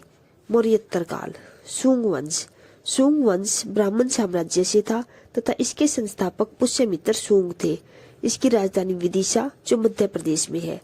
पुष्यमित्र शुंग को बौद्ध द्रोही कहा जाता है। बहुत से बौद्ध स्तूपों को नष्ट करवाया था इसने, इसीलिए बाद में बौद्ध स्तूपों का पुनर्निर्माण भी करवाया। मध्य प्रदेश का बरहुत स्तूप का भी पुनर्निर्माण करवाया। पहले लकड़ी का था, इसने पत्थर का करवा दिया। पुष्यमित्र शुंग ने 2 अश्वमेध यज्ञ करवाए, जिसके पुरोहित पतंजलि थे। इसके समय 2 यवन विदेशी आक्रमण हुए। पहला डेमेट्रियस ने तथा दूसरा मिनांडर मिलिंद ने किया। मिलिंद वाला इंडो यूनानी शासक कहा जाता है। दोनों में पुष्यमित्र शुंग की ही विजय हुई थी। मिनांडर ने बौद्ध भिक्षुक नागसेन से बौद्ध धर्म की शिक्षा ली। पुष्यमित्र शुंग और कलिंग नरेश खाकेल के बीच में युद्ध हुआ, जो खाकेल जीत गया। पुष्यमित्र शुंग की मृत्यु के बाद इसका पुत्र अग्निमित्र उत्तराधिकारी बना। मालविका अग्निमित्रम कालिदास ने रची है। इसमें अग्निमित्र विदिशा का राजा और मालविका मालदेव की राजकुमारी के प्रेम प्रसंग की चर्चा है। शुंग वंश का अंतिम शासक देवभूति था। देवभूति की हत्या वासुदेव ने की तथा देवभूति का मंत्री ही था यह। नया वंश कण्व वंश की स्थापना की। कण्व वंश के संस्थापक वसुदेव थे तथा इसके अंतिम शासक सुशर्मा थे। सुशर्मा की हत्या इसके मंत्री शिमुक ने कर दी तथा सातवाहन वंश की स्थापना की। सातवाहन वंश के संस्थापक शिमुक थे। प्रारंभ में यह वंश महाराष्ट्र में था, परंतु शक राजाओं ने उन्हें वहां छोड़ने से मजबूर कर दिया तथा सातवाहन वंश को आंध्र प्रदेश स्थानांतरित होना पड़ा। इसीलिए इसे आंध्र सातवाहन भी कहते हैं। सातवाहन वंश की राजधानी पृष्ठान महाराष्ट्र में थी, जो गोदावरी नदी के किनारे है। शिमुक के बाद इसका भाई कृष्णा कान्हा शासक बना। कान्हा के बाद इसका पुत्र सतकर्णी। सतकर्णी सातवाहन वंश का पहला महत्वपूर्ण शासक था। सतकर्णी प्रथम की पत्नी नागनिका थी। नागनिका का नानाघाट अभिलेख सतकर्णी प्रथम की उपलब्धियों को बताता है। नानाघाट अभिलेख में सतकर्णी को महान विजेता तथा शासक बताया गया है। सतकर्णी ने यज्ञ के समय मुद्रा की बजाय ब्राह्मणों को भूमि दान देना शुरू किया। सतकर्णी ने 2 अश्वमेध 1 राजसूय यज्ञ किया। हाल सातवाहन वंश का महान शासक प्रसिद्ध साहित्यकार था। गाथा सप्तशती हाल ने इस काव्य की रचना की, जो प्राकृत भाषा में थी। गुणाध्याय भी इस वंश का एक प्रसिद्ध साहित्यकार था। इसकी पुस्तक का नाम भरत कथा था। सातवाहन शासकों की लिपि ब्राह्मी थी। इसे मातृतंत्रात्मक ढांचे का आभास पता चलता था, परंतु राजकुल पितृतंत्रात्मक ही था। इसका अर्थ है यह नाम से पहले माता का नाम हमेशा होता था। ग्रामीण क्षेत्रों का काम सातवाहन शासकों ने गोलमिक को सौंपा। गोलमिक एक सैन्य टुकड़ी का प्रधान होता था। सातवाहन शासक दक्षिणापथ के स्वामी कहे जाते थे। उत्तर भारत दक्षिण भारत के बीच सेतु का कार्य सातवाहन वंश ने ही किया। सातवाहनों की कृतियां कार्ले का चैत्य, अजंता एलोरा की गुफाएं, अमरावती कला का विकास। गौतमी पुत्र सतकर्णी इस वंश का महान शासक था।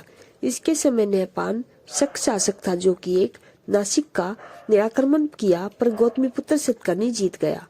नासिक जोगलथम्बी से चांदी के 8000 सिक्के मिले, जिनमें एक तरफ नहपान तथा दूसरी तरफ गौतमी पुत्र सतकर्णी का नाम है। सातवाहन वंश का अंतिम शासक यज्ञश्री सतकर्णी है। इसने शकों के विजित क्षेत्र पर फिर से अधिकार कर लिया। यज्ञश्री सतकर्णी व्यापार तथा जल यात्रा का प्रेमी था।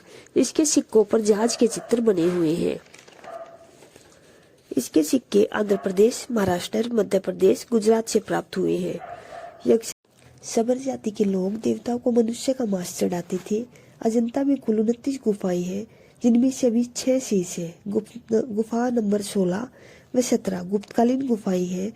गुफा नंबर 16 से मरणासन राजकुमारी का चित्र मिलता है तथा 17 से चित्रशाला बौद्ध से संबंधित चित्र है। संसार का प्रचलित ग्रंथ पंचतंत्र विष्णु शर्मा द्वारा रचित है। आर्यभट्ट के ग्रंथ है आर्यभट्टियम तथा सूर्य सिद्धांत।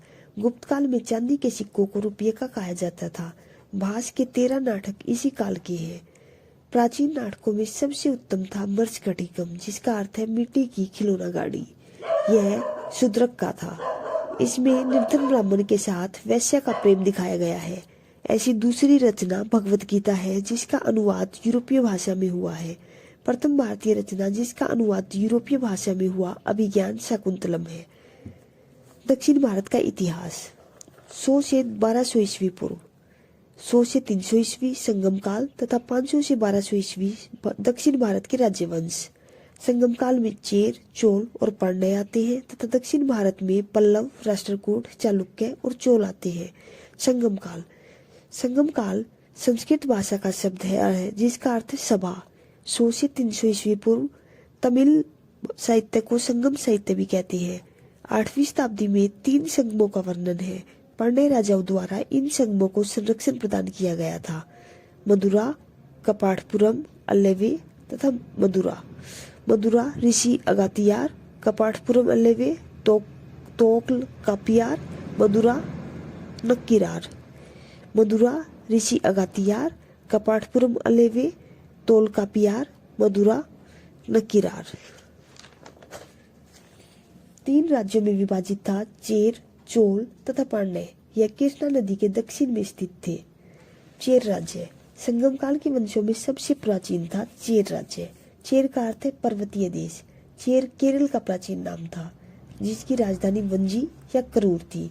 प्रतीक चिन्ह धनुष, सबसे महान चेर राजा सेन गुटवन, जिस लालचेर कहते थे। लालचेर ने कनगी पत्नी पूजा शुरू की थी। इस वंश का एक और प्रसिद्ध राजा था आदिगेमान। आदिगेमान ने दक्षिण भारत में गन्ने की खेती की शुरुआत की थी। चोल वंश का इतिहास 3री शताब्दी में देखने को मिलता है। बाद में पांड्यों की शक्ति के कारण इसका पतन हो गया और 9वीं शताब्दी में फिर से इसका उदय हुआ। चोल वंश की प्रथम जानकारी अष्टाध्यायी पुस्तक पाणिनि से मिलती है। राजधानी मंतूर, उरैयूर, तंजावुर तथा प्रतीक चिह्न बाग था। चोलों का पहला महानतम शासक करिकाल था। करिकाल ने कावेरी नदी पर बांध 160 किलोमीटर का बनाया। पुहार बंदरगाह कावेरीपत्तनम का निर्माण कराया। दूसरा महानतम शासक एलारा था। एलारा ने श्रीलंका को जीतकर उस पर 50 वर्षों तक शासन किया। पांड्य साम्राज्य की प्रथम जानकारी इंडिका पुस्तक से मिलती है, जो मेगा सतलीज की थी। तीनों संगमों का आयोजन पांड्य राजाओं ने ही किया था। यह पांड्य साम्राज्य मातृसत्तात्मक वंश था, जिसकी राजधानी मदुरई थी। प्रतीक चिह्न मछली। प्रसिद्ध शासक नोडियोन ने समुद्र पूजा शुरू की। मोतियों के लिए प्रसिद्ध राज्य था। 5वीं शताब्दी के बाद इनकी शक्तियां क्षीण हो गई। संगम काल के प्रमुख साहित्य तोलकापियार, शिल्पतिकारम, इलांगो, आदिगल। तमिलों के प्रमुख देवता मुरुगन। दक्षिण भारत के राजवंश 500 से 1200 ईस्वी। पल्लव वंश, चालुक्य वंश में वातापी, वेंगी और कल्याणी। राष्ट्रकूट वंश तथा चोल वंश थे। पल्लव वंश 575 से 897 ईस्वी तक। इसके संस्थापक सिंह विष्णु थे। वैष्णव धर्म का अनुयायी था। राजधानी कांची, तमिलनाडु। राजभाषा संस्कृत। सिंह विष्णु के बारे में। सिंह विष्णु 575 से 600 ईस्वी तक वैष्णव धर्म का अनुयायी था तथा सिंह विष्णु के दरबार में भारवी लेखक रहता था। भारवी की रचना किरातार्जुनीयम है। इसके शासनकाल में वरा मंदिर मामलपुर का निर्माण हुआ। सिंह विष्णु ने चेर, चोल, पांड्य वंश के राजा पराजित किए थे। सिंह विष्णु का पुत्र था महेंद्र वर्मन प्रथम 600 से 630 ईस्वी। यह अगला शासक बना। महेंद्र वर्मन प्रथम महान कवि एवं संगीतज्ञ था। मतविलास प्रहसन हास्य ग्रंथ की रचना महेंद्र वर्मन प्रथम ने ही की। पहले जैन धर्म का अनुयायी था, बाद में शैव धर्म का बना। संत अप्पर के प्रभाव से इसके शासनकाल में पुलकेशिन द्वितीय ने आक्रमण कर इसे हराया था। यानी कि महेंद्र वर्मन प्रथम को पुलकेशिन द्वितीय ने हराया था। नरसिंह वर्मन प्रथम पूरे पल्लव वंश का सबसे शक्तिशाली शासक नरसिंह वर्मन प्रथम ही था। इसने पुलकेशिन द्वितीय को हराया, उसकी राजधानी वातापी जीती और वातपिकोण की उपाधि ली। महाबलीपुरम के रथ मंदिरों का निर्माण करवाया तथा सबसे छोटा रथ द्रौपदी रथ था। किसी प्रकार का अलंकार नहीं मिलता। नरसिंह वर्मन द्वितीय 700 से 728 ईस्वी। इसका शासनकाल शांति का शासनकाल माना जाता है। इसके शासनकाल में स्थापत्य कला का भरपूर विकास देखने को मिलता है। नरसिंह वर्मन द्वितीय ने कैलाश मंदिर, राजसिद्धेश्वर मंदिर का निर्माण करवाया। दंडीन संस्कृत के प्रसिद्ध लेखक इसके दरबार में रहते थे। दंडीन ने देश कुमार चरित की रचना की। नरसिंह वर्मन द्वितीय की उपाधियां थी राजा सिंह, राजाओं में सिंह, आगम प्रिय, शास्त्रों का प्रेमी, शंकर भक्त, शिव का उपासक। नंदीवर्मन द्वितीय यह अगला शासक बना। नंदीवर्मन द्वितीय का समकालीन तिरुमणगई अलवर था, जो वह एक वैष्णव संत था। नंदीवर्मन द्वितीय ने कुछ निर्माण करवाए, मुक्तेश्वर मंदिर का कांची में तथा पेरुमल मंदिर का बैकुंठ में। पल्लव वंश का अंतिम शासक था अपराजित वर्मन 879 से 897 ईस्वी। बाद में चोल शासकों ने पल्लवों को हराकर अपने राज्य में मिला लिया। चालुक्य वंश में वातापी चालुक्य और बादामी चालुक्य ये सबसे प्राचीन चालुक्य थे। इसके संस्थापक जयसिंह, राजधानी वातापी। प्रतापी शासक पुलकेशिन द्वितीय था। पुलकेशिन द्वितीय ने हर्षवर्धन को पराजित किया, परमेश्वर की उपाधि धारण की। पुलकेशिन द्वितीय ने वेंगी आंध्र प्रदेश जीता और अपने भाई विष्णुवर्धन को वहां का शासक बनाया। पुलकेशिन द्वितीय के बारे में कुछ बातें। इसे परमेश्वर दक्षिणापथेश्वर की उपाधि मिली। ये होल अभिलेख का संबंध पुलकेशिन द्वितीय से ही है। पल्लव शासक महेंद्र वर्मन प्रथम को हराया। इसके राजकवि रवि कीर्ति थे। रवि कीर्ति ने ये होल अभिलेख दिया, जो कि संस्कृत भाषा में है। अंतिम शासक कीर्तिवर्मन द्वितीय था। कीर्तिवर्मन द्वितीय दंती दुर्ग के बीच में एक युद्ध हुआ। कीर्तिवर्मन द्वितीय का सामंत था दंती दुर्ग। इस प्रकार राष्ट्रकूट वंश की स्थापना हुई। कल्याणी के चालुक्य, यह पश्चिम चालुक्य कहलाते थे। इसकी स्थापना तैलप द्वितीय ने की। राजधानी कल्याणी तथा मान्यखेड़ को हटाकर बनाई थी। प्रतापी शासक विक्रमादित्य सिक्स था। सोमेश्वर प्रथम ने राजधानी कल्याणी को बनाया। विक्रमादित्य सिक्स के दरबार में प्रसिद्ध कवि विज्ञानेश्वर, मिताक्षरा, हिंदू विधि ग्रंथ तथा विल्हन विक्रमांक चरित्र थे। अंतिम शासक सोमेश्वर फोर। वेंगी के चालुक्य, ये पूर्वी चालुक्य थे। इसके संस्थापक विष्णुवर्धन, राजधानी वेंगी। विष्णुवर्धन की पत्नी आयना महादेवी थी। आयना महादेवी ने विजयवाड़ा में जैन मंदिरों का निर्माण करवाया। इस वंश का प्रतापी शासक विजयादित्य तृतीय था। विजयादित्य तृतीय ने स्वयं को दक्षिणापथ का महानतम शासक घोषित किया। यह चालुक्य की सबसे कमजोर शाखा थी, वेंगी शाखा। प्रतापी चालुक्य के कुछ इंपॉर्टेंट पॉइंट्स थे। विजयादित्य ने मालवा जीतकर एकलोत्तर पथनाथ की उपाधि धारण की। विक्रमादित्य द्वितीय के शासनकाल में अरबों का आक्रमण हुआ। अरबों के आक्रमण का मुकाबला विक्रमादित्य के भतीजे पुलकेशी ने किया। वातापी का निर्माणकर्ता कीर्तिवर्मन को माना जाता है। विक्रमादित्य द्वितीय की पत्नी लोक महादेवी, विरूपाक्ष महादेव मंदिर तथा त्रैलोक्य देवी, त्रैलोकेश्वर मंदिर, ऐहोल को मंदिरों का शहर कहा जाता है। अब राष्ट्रकूट वंश 735 से 756 ईस्वी। इसके संस्थापक दंती दुर्ग, राजधानी मनकीर मान्यखेत, प्रमुख शासक कृष्ण प्रथम, ध्रुव प्रथम, गोविंद तृतीय, अमोघ वर्ष तथा कृष्ण तृतीय। कृष्ण प्रथम दंती दुर्ग के बाद अगला शासक बना। एलोरा का कैलाश मंदिर कृष्ण प्रथम ने बनवाया। यह द्रविड़ शैली में है। ध्रुव प्रथम 780 ईस्वी में अपने भाई गोविंद द्वितीय को हराकर शासक बना। गंगा यमुना के प्रतीक चिन्ह को राज्यचिन्ह बनाया। कन्नौज पर अधिकार के लिए त्रिपक्षीय संघर्ष में भाग लिया। त्रिपक्षीय संघर्ष में ध्रुव, वत्सराज और धर्मपाल थे, जो राष्ट्रकूट, प्रतिहार नरेश तथा पाल नरेश थे। ध्रुव जीत गया। इसने वत्सराज को झांसी के पास हराया तथा धर्मपाल को गंगा यमुना दोआब के पास हराया। ध्रुव को धारावर्ष कहा जाता है। गोविंद तृतीय, धर्मपाल और नागभट्ट द्वितीय, इनके बीच भी एक युद्ध हुआ जिसमें गोविंद तृतीय जीत गया। गोविंद तृतीय का पुत्र था अमोघ वर्ष। अमोघ वर्ष राष्ट्रकूट वंश का सबसे महान शासक था। यह जैन धर्म का अनुयायी था। इसके गुरु का नाम गुरु जैनाचार्य जिनसेन था। कवि राजमार्ग की रचना की, जो कन्नड़ भाषा में है। तुंगभद्रा नदी में जल समाधि लेकर अमोघ वर्ष ने जीवन का अंत किया। कृष्ण तृतीय प्रतापी राजाओं में से एक है। अकाल वर्ष की उपाधि धारण की। कांची व तंजौर जीत लिया। तकोलम का युद्ध कृष्ण तृतीय जीत गया, जो कि प्रांतक प्रथम के साथ था। प्रांतक प्रथम एक चोल शासक है। इसके दरबार में कन्नड़ भाषाई कवि पौन थे। पौन ने शांति पुराण की रचना की थी। इस वंश का अंतिम शासक था कर्क द्वितीय। कर्क द्वितीय की हत्या तैलप द्वितीय ने की, जो कि कल्याणी चालुक्य वंश की स्थापना की थी। एलोरा एलिफेंटा, यह महाराष्ट्र में है। इन गुफाओं का निर्माण राष्ट्रकूट राजा ने ही करवाया था। एलोरा में 34 गुफाएं हैं। 1 से 12 बौद्ध को, 13 से 29 हिंदू तथा 30 से 34 जैन को समर्पित है।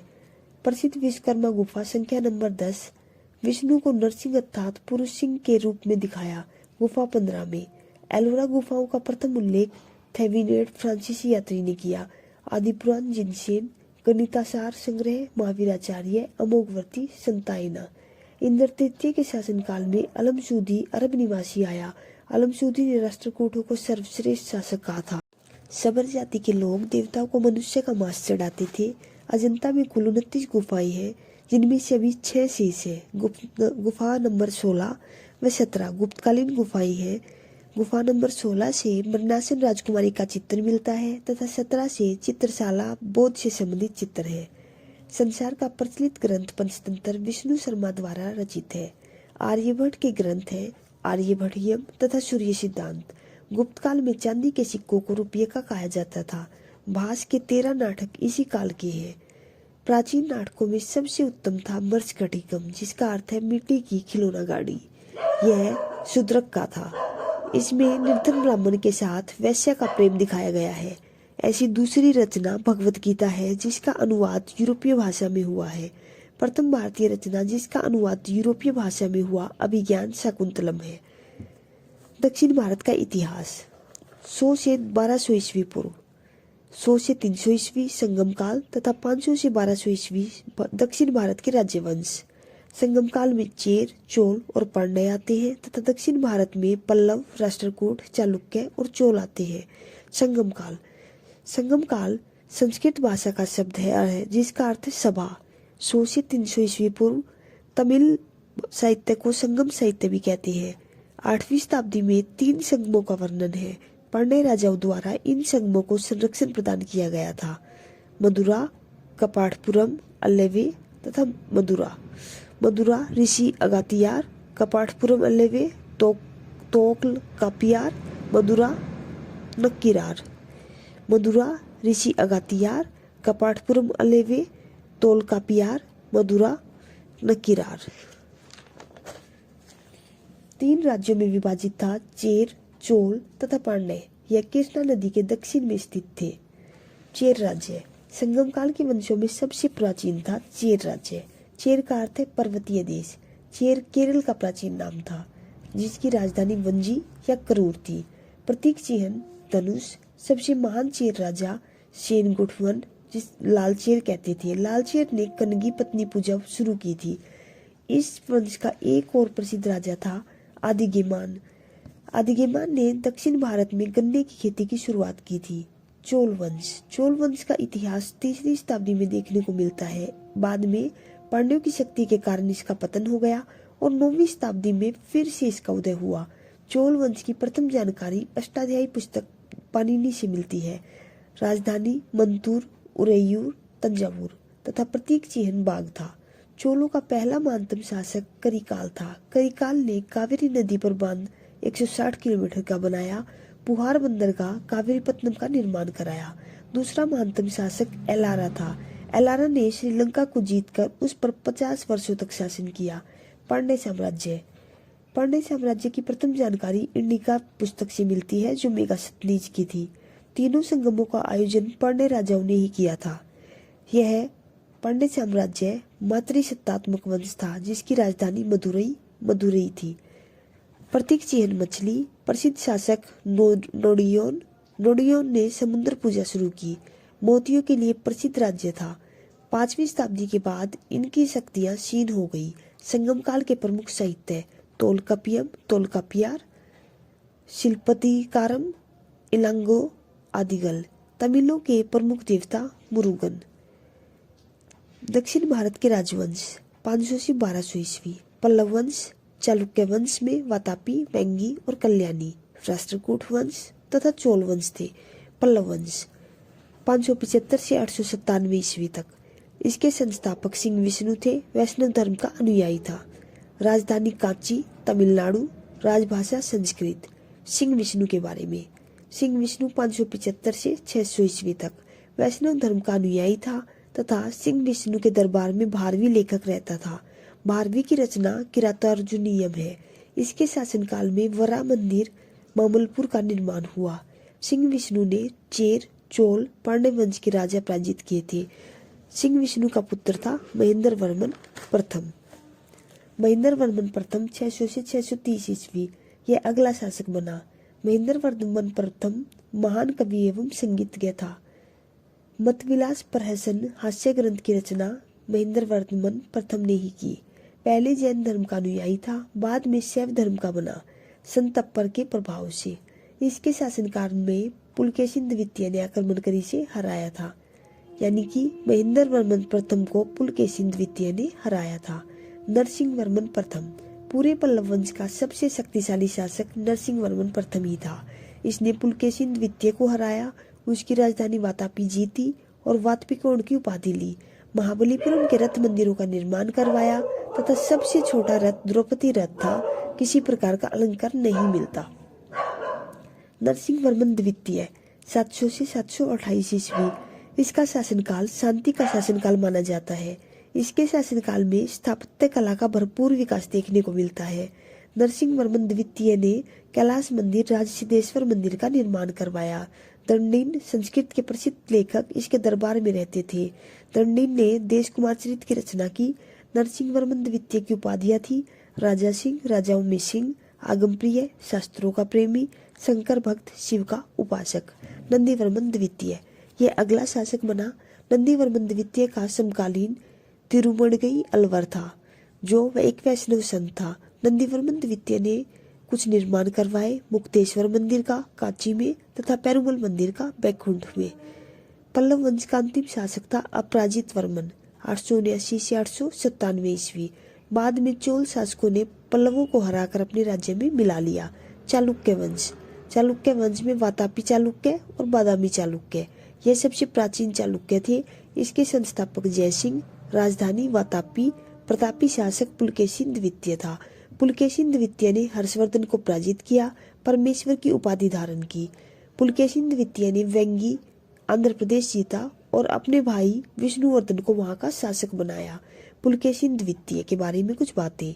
इसे परमेश्वर दक्षिणापथेश्वर की उपाधि मिली। ऐहोल अभिलेख का संबंध पुलकेशिन द्वितीय से ही है। पल्लव शासक महेंद्र वर्मन प्रथम को हराया। इसके राजकवि रवि कीर्ति थे। रवि कीर्ति ने ऐहोल अभिलेख दिया, जो कि संस्कृत भाषा में है। अंतिम शासक कीर्तिवर्मन द्वितीय था। कीर्तिवर्मन द्वितीय और शांति दंती दुर्ग के बीच में एक युद्ध हुआ। कीर्तिवर्मन द्वितीय का सामंत था दंती दुर्ग। इस प्रकार राष्ट्रकूट वंश की स्थापना हुई। कल्याणी के चालुक्य, यह पश्चिम चालुक्य कहलाते थे। इसकी स्थापना तैलप द्वितीय ने की। राजधानी कल्याणी तथा मान्यखेड़ को हटाकर बनाई थी। प्रतापी शासक विक्रमादित्य सिक्स था। सोमेश्वर प्रथम ने राजधानी कल्याणी को बनाया। विक्रमादित्य सिक्स के दरबार में प्रसिद्ध कवि विज्ञानेश्वर, मिताक्षरा, हिंदू विधि ग्रंथ तथा विल्हन विक्रमांक चरित्र थे। अंतिम शासक सोमेश्वर 4। वेंगी के चालुक्य, ये पूर्वी चालुक्य थे। इसके संस्थापक विष्णुवर्धन, राजधानी वेंगी। विष्णुवर्धन की पत्नी आयना महादेवी थी। आयना महादेवी ने विजयवाड़ा में जैन मंदिरों का निर्माण करवाया। इस वंश का प्रतापी शासक विजयादित्य तृतीय था। विजयादित्य तृतीय ने स्वयं को दक्षिणापथ का महानतम शासक घोषित किया। यह चालुक्य की सबसे कमजोर शाखा थी, वेंगी शाखा। वातापी चालुक्य के कुछ इंपॉर्टेंट पॉइंट्स थे। विजयादित्य ने मालवा जीतकर एकलोत्तर पथनाथ की उपाधि धारण की। विक्रमादित्य द्वितीय के शासनकाल में अरबों का आक्रमण हुआ। अरबों के आक्रमण का मुकाबला विक्रमादित्य के भतीजे पुलकेशी ने किया। वातापी का निर्माणकर्ता कीर्तिवर्मन को माना जाता है। विक्रमादित्य द्वितीय की पत्नी लोक महादेवी, विरूपाक्ष महादेव मंदिर तथा त्रैलोक्य देवी, त्रैलोकेश्वर मंदिर, ऐहोल को मंदिरों का शहर कहा जाता है। अब राष्ट्रकूट वंश 735 से 756 ईस्वी। इसके संस्थापक दंती दुर्ग, राजधानी मनकीर मान्यखेत, प्रमुख शासक कृष्ण प्रथम, ध्रुव प्रथम, गोविंद तृतीय, अमोघ वर्ष तथा कृष्ण तृतीय। कृष्ण प्रथम दंती दुर्ग के बाद अगला शासक बना। एलोरा का कैलाश मंदिर कृष्ण प्रथम ने बनवाया। यह द्रविड़ शैली में है। ध्रुव प्रथम 780 ईस्वी में अपने भाई गोविंद द्वितीय को हराकर शासक बना। गंगा यमुना के प्रतीक चिन्ह को राज्य चिन्ह बनाया। कन्नौज पर अधिकार के लिए त्रिपक्षीय संघर्ष में भाग लिया। त्रिपक्षीय संघर्ष में ध्रुव, वत्सराज और धर्मपाल थे, जो राष्ट्रकूट, प्रतिहार नरेश तथा पाल नरेश थे। ध्रुव जीत गया। इसने वत्सराज को झांसी के पास हराया तथा धर्मपाल को गंगा यमुना दोआब के पास हराया। ध्रुव को धारावर्ष कहा जाता है। गोविंद तृतीय, धर्मपाल और नागभट्ट द्वितीय, इनके बीच भी एक युद्ध हुआ जिसमें गोविंद तृतीय जीत गया। गोविंद तृतीय का पुत्र था अमोघ वर्ष। अमोघ वर्ष राष्ट्रकूट वंश का सबसे महान शासक था। यह जैन धर्म का अनुयायी था। इसके गुरु का नाम गुरु जैनाचार्य जिनसेन था। कवि राजमार्ग की रचना की, जो कन्नड़ भाषा में है। तुंगभद्रा नदी में जल समाधि लेकर अमोघ वर्ष ने जीवन का अंत किया। कृष्ण तृतीय प्रतापी राजाओं में से एक है। अकाल वर्ष की उपाधि धारण की। कांची व तंजौर जीत लिया। तकोलम का युद्ध कृष्ण तृतीय जीत गया, जो कि प्रांतक प्रथम के साथ था। प्रांतक प्रथम एक चोल शासक है। इसके दरबार में कन्नड़ भाषाई कवि पौन थे। पौन ने शांति पुराण की रचना की थी। इस वंश का अंतिम शासक था कर्क द्वितीय। कर्क द्वितीय की हत्या तैलप द्वितीय ने की, जो कि कल्याणी चालुक्य वंश की स्थापना की थी। एलोरा एलिफेंटा, यह महाराष्ट्र में है। इन गुफाओं का निर्माण राष्ट्रकूट राजा ने ही करवाया था। एलोरा में 34 गुफाएं हैं। 1 से 12 बौद्ध को, 1329 हिंदू तथा 30 से 34 जैन को समर्पित है। प्रसिद्ध विश्वकर्मा गुफा संख्या नंबर 10। विष्णु को नरसिंह अर्थात पुरुष सिंह के रूप में दिखाया। गुफा 15 में। एलोरा गुफाओं का प्रथम। चोल वंश 850 से 1279 ईस्वी। तीसरी शताब्दी के बाद 9वीं शताब्दी में फिर से उदय हुआ। स्थापना विजयालय ने की। इसे चोल वंश का द्वितीय संस्थापक भी कहते हैं। इसकी राजधानी तंजौर तथा प्रमुख शासक प्रांतक प्रथम, राजराज प्रथम, राजेंद्र प्रथम। प्रांतक प्रथम आदित्य प्रथम का पुत्र था। तकोलम का युद्ध हुआ था तथा इस युद्ध में प्रांतक का बड़ा बेटा राजादित्य मारा गया। प्रांतक प्रथम और राज सिंह द्वितीय के बीच में युद्ध हुआ जिसमें प्रांतक प्रथम जीत गया। राज सिंह द्वितीय एक पांड्य शासक था। मधुरेकोण की उपाधि धारण की प्रांतक प्रथम ने जीतकर। चोल स्वतंत्र राज्य के रूप में आदित्य प्रथम ने स्थापित किया। कोणराम की उपाधि ली। राजराज प्रथम के बारे में कुछ बातें। यह चोल वंश का सबसे महान शक्तिशाली शासक था। शैव धर्म का अनुयायी था तथा श्रीलंका पर आक्रमण किया। तंजौर में ब्रह्मदेश्वर मंदिर बनवाया। चोल साम्राज्य का नया प्रांत मुगुरुडी चोल मंडलम बनवाया। राजधानी पोलंडुआ रखा। राजेंद्र प्रथम। चोल धर्म का सर्वाधिक विस्तार राजेंद्र प्रथम के समय में ही हुआ था। संपूर्ण लंका जीतकर अपने राज्य में मिला लिया तथा चोलों की नई राजधानी बनाई, गंगेकोंड चोलपुरम। राजेंद्र प्रथम वर्सेस सुमात्रा, इंडोनेशिया। राजेंद्र प्रथम जीत गया तथा सुमात्रा का अगला शासक शैलेंद्र। श्रीलंका के राजा महिम फिफ्थ ने भागकर रोहन जिला में शरण ली। गैर ब्राह्मण किसान स्वामी की भूमि वेलन बगाई। ब्राह्मणों को उपहार में दी गई भूमि ब्रह्मदे।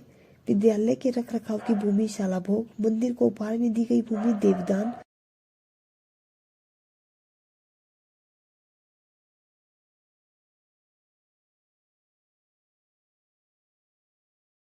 जैन संस्थानों को दान में दी गई भूमि पल्लीचंदम। गजनी सुल्तान महमूद राजेंद्र प्रथम का समकालीन था। राजेंद्र द्वितीय ने परकेसरी उपाधि धारण की। वीर राजेंद्र ने राजकेसरी उपाधि धारण की। चोल वंश का अंतिम राजा राजेंद्र तृतीय था। चोलों एवं पश्चिमी चालुक्यों के बीच शांति स्थापित करने में मध्यस्थ की भूमिका जयकेश प्रथम गोवा का कदम शासक था, उसने निभाई। चिदंबरम मंदिर का विस्तार विक्रम चोल ने किया। चिदंबरम मंदिर की गोविंदराज विष्णु की मूर्ति समुद्र में फेंकवा दी थी कलोतुंग तृतीय ने। इसी मूर्ति का पुनरुद्धार करवाया था रामानुजाचार्य वैष्णवाचार्य ने। तिरुपति मंदिर में फिर से स्थापित किया। चोल प्रशासन में उच्च पदाधिकारी थे पेरुंदरम, निम्न पदाधिकारी थे शेरुंदरम। लेखों में कुछ उच्च अधिकारियों को उड़नकुटम कहा गया है। इसका अर्थ है सदा राजा के पास रहने वाला अधिकारी। चोल साम्राज्य 6 प्रांतों में विभक्त था। प्रांत को मंडलम कहते थे। मंडलम को उसके बाद कोटम, उसके बाद नाडु तथा कुरम्मों में विभक्त था। नाडु की स्थानीय सभा नाटुर थी। नगर की स्थानीय सभा नगरतार थी। चोल साम्राज्य की मुख्य विशेषता स्थानीय स्वशासन था। चोल काल में भूमि कर उपज का 1/3 भाग था। गांवों में कार्य समिति की सदस्यता में के कर्मचारी मध्यस्थ थे। ब्राह्मणों को दी गई कर मुक्ति भूमि चतुर्वेदी मंगलम। सोने के सिक्के कलंजू। कुलोतुंग प्रथम का राजकवि जैनगोंदर तमिल कवि। जैनगोंदर की रचना कलिंग तुर्पनी ने की। तमिल साहित्य का त्रिरत्न कम्बन ओठकुटन पुगलेंदी। कन्नड़ साहित्य के त्रिरत्न पंप पोन रन। चोल कला का सांस्कृतिक सार निचोड़ नटराज प्रतिमा। राजेंद्र प्रथम के गुरु ईशान शिव शैव संत थे। चोलकाल का महत्वपूर्ण बंदरगाह कावेरीपट्टनम। चोलों की राजधानी कालक्रम अनुसार उरेयूर, तंजौर, गंगेकोंड, चोलपुरम, कांची। चोल काल में सड़कों की देखभाल बगान समिति करती थी। आम वस्तु के आदान प्रदान का आधार धान तथा चोल काल के विशाल व्यापारी समूह वलंजियार, नानादेशी, मणिग्रामम थे। विष्णु के उपासक अलवार तथा शिव के उपासक नयनार कहलाते थे। सर्वसाधारण लोगों की समिति जो सार्वजनिक कार्यों के लिए तालाबों और बगीचों के निर्माण हेतु गांवों की भूमि अधिग्रहण करते हैं, उन्हें उर कहते थे। पुष्यभूति वंश वर्धन वंश। इसके संस्थापक पुष्यभूति, राजधानी थानेश्वर। पुष्यभूति वंश की स्वतंत्रता का जन्मदाता प्रभाकर वर्धन, जिसकी पत्नी यशोमती, पुत्र राज्यवर्धन, हर्षवर्धन, पुत्री राज्यश्री, उपाधि परम भट्टारक, महाराजाधिराज। राज्यश्री का विवाह ग्रहवर्मा कन्नौज का मोखरी राजा था। ग्रहवर्मा की हत्या देवगुप्त ने की, जो मालवा का शासक था। देवगुप्त की हत्या राज्यवर्धन ने की। राज्यवर्धन की हत्या शशांक ने की, जो देवगुप्त का मित्र था। शशांक गौड़ नरेश था, शैव धर्म का अनुयायी था। बौद्ध वृक्ष बौद्ध गया को कटवा दिया, राज्यवर्धन की हत्या की। 606 ईस्वी में हर्षवर्धन गद्दी पर बैठा। हर्षवर्धन को शिलादित्य भी कहा जाता है। परम भट्टारक की उपाधि मिली है। हर्षवर्धन और शशांक के बीच में युद्ध हुआ, जिसमें हर्षवर्धन जीत गया तथा कन्नौज को अपना राजधानी बनाई। हर्षवर्धन और पुलकेशिन द्वितीय में युद्ध हुआ। अब हर्षवर्धन हार गया। यह युद्ध नर्मदा किनारे हुआ था। हर्षवर्धन पहले शिव का भक्त था, बाद में बौद्ध धर्म अपना लिया। हर्षवर्धन का दरबारी कवि बाणभट्ट, जिस बाणभट्ट की रचनाएं थी हर्षचरित कादम्बरी। हर्षवर्धन की रचना थी प्रियदर्शी का रत्नावली नागानंद, जो एक संस्कृत नाटक है। पैसे देकर धावक से लिखवाए थे। अंतिम हिंदू सम्राट हर्षवर्धन था। इसके समय सूती वस्त्र के लिए प्रसिद्ध मथुरा था। हर्ष के अधीन शासक महाराज महासामंत कहते थे। मंत्रिपरिषद के मंत्री को सचिव अमात्य कहते थे। हेनसांग इसके शासनकाल में ही आया था। हेनसांग यात्रियों में राजकुमार, नीति पंडित, वर्तमान शाक्य मुनि कहलाया। हर्ष ने कश्मीर के शासक से बुद्ध के दंत अवशेष लिए। प्रांत को भुक्ति कहा जाता था। भुक्ति का शासक राजस्थानीय, उपरिक तथा राष्ट्रीय होता था। हर्षचरित में प्रांत के शासक के लिए लोकपाल शब्द आया है। भुक्ति का विभाजन जिलों में, जिले की संज्ञा विषय, विषय का प्रधान विषयपति, शासन की सबसे छोटी इकाई ग्राम, ग्राम का प्रधान ग्रामाक्सपटिक, ग्राम का प्रधान ग्रामाक्सपटलिक, अश्वसेन के अधिकारी ब्रह्मदेश्वर, पैदल सेना के अधिकारी बलाधिकृत महाबलाधिकृत, सिंचाई का साधन तुलाई यंत्र जल पंप। यादव वंश, जिसकी स्थापना बिल्लम पंचम ने की। राजधानी देवगिरी। प्रतापी राजा सिंघन, अंतिम राजा रामचंद्र। रामचंद्र ने मलिक काफूर के सामने आत्मसमर्पण कर दिया था। मलिक काफूर अलाउद्दीन का सेनापति था। यादव वंश की शाखा होयसल वंश थी। होयसल वंश की स्थापना विष्णुवर्धन ने की। राजधानी द्वार समुद्र, अब हैलीवीड। अंतिम शासक बल्लाल तृतीय। चेन्नई के शिव मंदिर का निर्माण विष्णुवर्धन ने करवाया। बल्लाल तृतीय को मलिक काफूर ने हराया। कदम वंश की स्थापना मयूर शर्मा ने की। इसकी राजधानी वनवासी थी। गंग वंश की स्थापना मजरहस्त ने की। राजधानी पहले कुवलाल कोल्लर, बाद में तलकाड़। अभिलेखों के अनुसार प्रथम शासक कोंकणी वर्मा। दत्तक सूत्र पर टीका लिखने का कार्य माधव प्रथम ने किया, जो एक गंग शासक था। काकतीय वंश का संस्थापक बेटा प्रथम। राजधानी पहले अमरकोट, बाद में वरंगल। शक्तिशाली शासक गणपति। अंतिम शासक प्रतापरुद्र। गणपति की बेटी रुद्रमा देवी। पाल वंश के संस्थापक गोपाल। राजधानी मुंगेर। महान शासक धर्मपाल। गोपाल बौद्ध धर्म का अनुयायी था। औदंतपुरी विश्वविद्यालय की स्थापना की। धर्मपाल विक्रमशिला विश्वविद्यालय की स्थापना की। त्रिपक्षीय संघर्ष में भाग लिया कन्नौज के लिए। त्रिपक्षीय संघर्ष पाल वंश, गुर्जर प्रतिहार वंश तथा राष्ट्रकूट वंश के बीच हुआ। पाल वंश से धर्मपाल शामिल हुआ। सोरठल गुजराती कवि ने धर्मपाल को उत्तरापद स्वामी की उपाधि दी। सोमपुर महाविहार का निर्माण करवाया। देवपाल औदंतपुरी का प्रसिद्ध बौद्ध मठ का निर्माण कराया, जो बिहार में है। बालपुत्र देव जावा का शैलेंद्रवासी को 5 गांव दान दिए थे। गौड़ी रीति साहित्यिक विद्या का विकास पाल शासकों के समय हुआ। सेन वंश की स्थापना सामंत सेन। राजधानी नदिया लखनौती।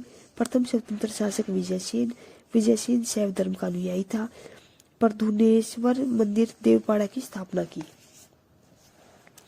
दान सागर अद्भुत सागर ग्रंथ की रचना बल्लाल सेन ने की थी। अद्भुत सागर को पूर्ण रूप दिया लक्ष्मण सेन ने। लक्ष्मण सेन की भी सभा में रहते थे गीत गोविंद के लेखक जयदेव, पवनदूत के लेखक दोई तथा ब्राह्मण सर्वस्व के लेखक हलायुद्ध। हलायुद्ध लक्ष्मण सेन का प्रधान न्यायाधीश मुख्यमंत्री था। प्रथम राजवंश जिसने अपना अभिलेख हिंदी में उत्कीर्ण करवाया, सेन राजवंश। बंगाल का अंतिम हिंदू शासक लक्ष्मण सेन था। कश्मीर के राजवंश। कश्मीर पर शासन करने वाले शासक काल कर्म अनुसार इस प्रकार है: कारकोट वंश, उत्पल वंश, लोहार वंश। कारकोट वंश हिंदू वंश है। कारकोट वंश की स्थापना दुर्लभवर्धन ने 627 ईस्वी में की। शक्तिशाली राजा ललितादित्य मुक्तापीड़। हेनसांग ने दुर्लभवर्धन के शासनकाल में कश्मीर की यात्रा की। मार्तंड मंदिर का निर्माण ललितादित्य मुक्तापीड़ ने किया। उत्पल वंश के संस्थापक अवंतीवर्मन। अवंतीवर्मन ने अवंतीपुर की स्थापना की। सिंचाई के लिए नहरों का निर्माण करवाया। सूर्य अवंतीवर्मन का अभियंता था। 1980 में उत्पल वंश की महत्वाकांक्षी शासिका रानी दिद्दा। लोहार वंश के संस्थापक संग्रामराज। संग्रामराज की पत्नी सूर्यमती। अंतिम शासक जयसिंह। सूर्यमती ने प्रशासन सुधारने में मदद की। लोहार वंश का शासक हर्ष विद्वान कवि व कई भाषाओं का ज्ञाता था। कल्हण हर्ष का आश्रित कवि था। जयसिंह ने 1128 से 1155 तक शासन किया। कामरूप का वर्मन वंश के संस्थापक पुष्यवर्मन, राजधानी प्रागज्योतिष। कालांतर में कामरूप पाल साम्राज्य का अंग बन गया। राजपूत राजवंशों की उत्पत्ति। गुर्जर प्रतिहार वंश के संस्थापक नागभट्ट प्रथम मालवा का शासक था। राजधानी कन्नौज। अंतिम राजा यशपाल 1036 ईस्वी। प्रतापी राजा मिहिर भोज। नागभट्ट द्वितीय और गोविंद तृतीय के बीच में युद्ध हुआ, जो गोविंद तृतीय ने जीत लिया। मिहिर भोज को विष्णु भक्त के सम्मान में आदि वराह की उपाधि दी। दिल्ली की स्थापना अनंगपाल तोमर नरेश ने की। गढ़वाल राठौर राजवंश के संस्थापक चंद्रदेव थे। राजधानी वाराणसी। काशी। शक्तिशाली राजा गोविंद चंद्र का मंत्री लक्ष्मीधर शास्त्रों का प्रकांड पंडित था। कर्तव्य कल्पत्रु ग्रंथ लक्ष्मीधर का था। गोविंद चंद्र की एक रानी थी, कुमार देवी। धर्मचक्र जिन विहार बनवाई सारनाथ में गोविंद चंद्र की रानी ने, कुमार देवी ने। पृथ्वीराज तृतीय ने सेविका का अपहरण किया, जयचंद की पुत्री थी। अंतिम शासक जयचंद की हत्या गौरी ने की 1194 ईस्वी में चंदावर युद्ध में। चाहमान चौहान वंश के संस्थापक वासुदेव। पहली राजधानी अहिस्तर, बाद में अजमेर। शक्तिशाली शासक विग्रहराज फोर्थ विशलदेव व विग्रहराज फोर्थ विशलदेव के पिता अर्नोराज थे। अजमेर नगर की स्थापना अजयराज द्वितीय ने की। हरिकेली संस्कृत नाटक की रचना विग्रहराज फोर्थ विशलदेव ने की। विग्रहराज फोर्थ के कवि सोमदेव। ललित विग्रहराज नामक नाटक लिखा सोमदेव। 2.5 दिन का झोपड़ा मस्जिद शुरू में विग्रहराज फोर्थ द्वारा निर्मित एक विद्यालय था। अंतिम शासक पृथ्वीराज तृतीय का राजकवि चंद्रवरदाई। पृथ्वीराज रासो चंद्रवरदाई की रचना थी। रणथंभौर के जैन मंदिर का शिखर बनवाया पृथ्वीराज तृतीय ने। त्राइन का प्रथम युद्ध 1191 में पृथ्वीराज और गौरी के बीच पृथ्वीराज तृतीय ने जीत लिया। त्राइन का द्वितीय युद्ध 1192 में पृथ्वीराज तृतीय और गौरी के बीच फिर से, इस बार गौरी की विजय हुई। परमार वंश के संस्थापक उपेंद्र राज। प्राचीन राजधानी धारानगरी, बाद में उज्जैन। शक्तिशाली शासक राजा भोज। 1297 में अलाउद्दीन खिलजी ने सेनापति नसरत खां और उलू खां ने मालवा पर अधिकार कर लिया। भोजपुर नामक झील भोपाल के दक्षिण में राजा भोज ने बनवाई। कविराज की उपाधि राजा भोज। सरस्वती मंदिर का निर्माण राजा भोज ने। विद्या एवं विद्वानों का प्रमुख केंद्र भोजन के शासनकाल में धारानगरी।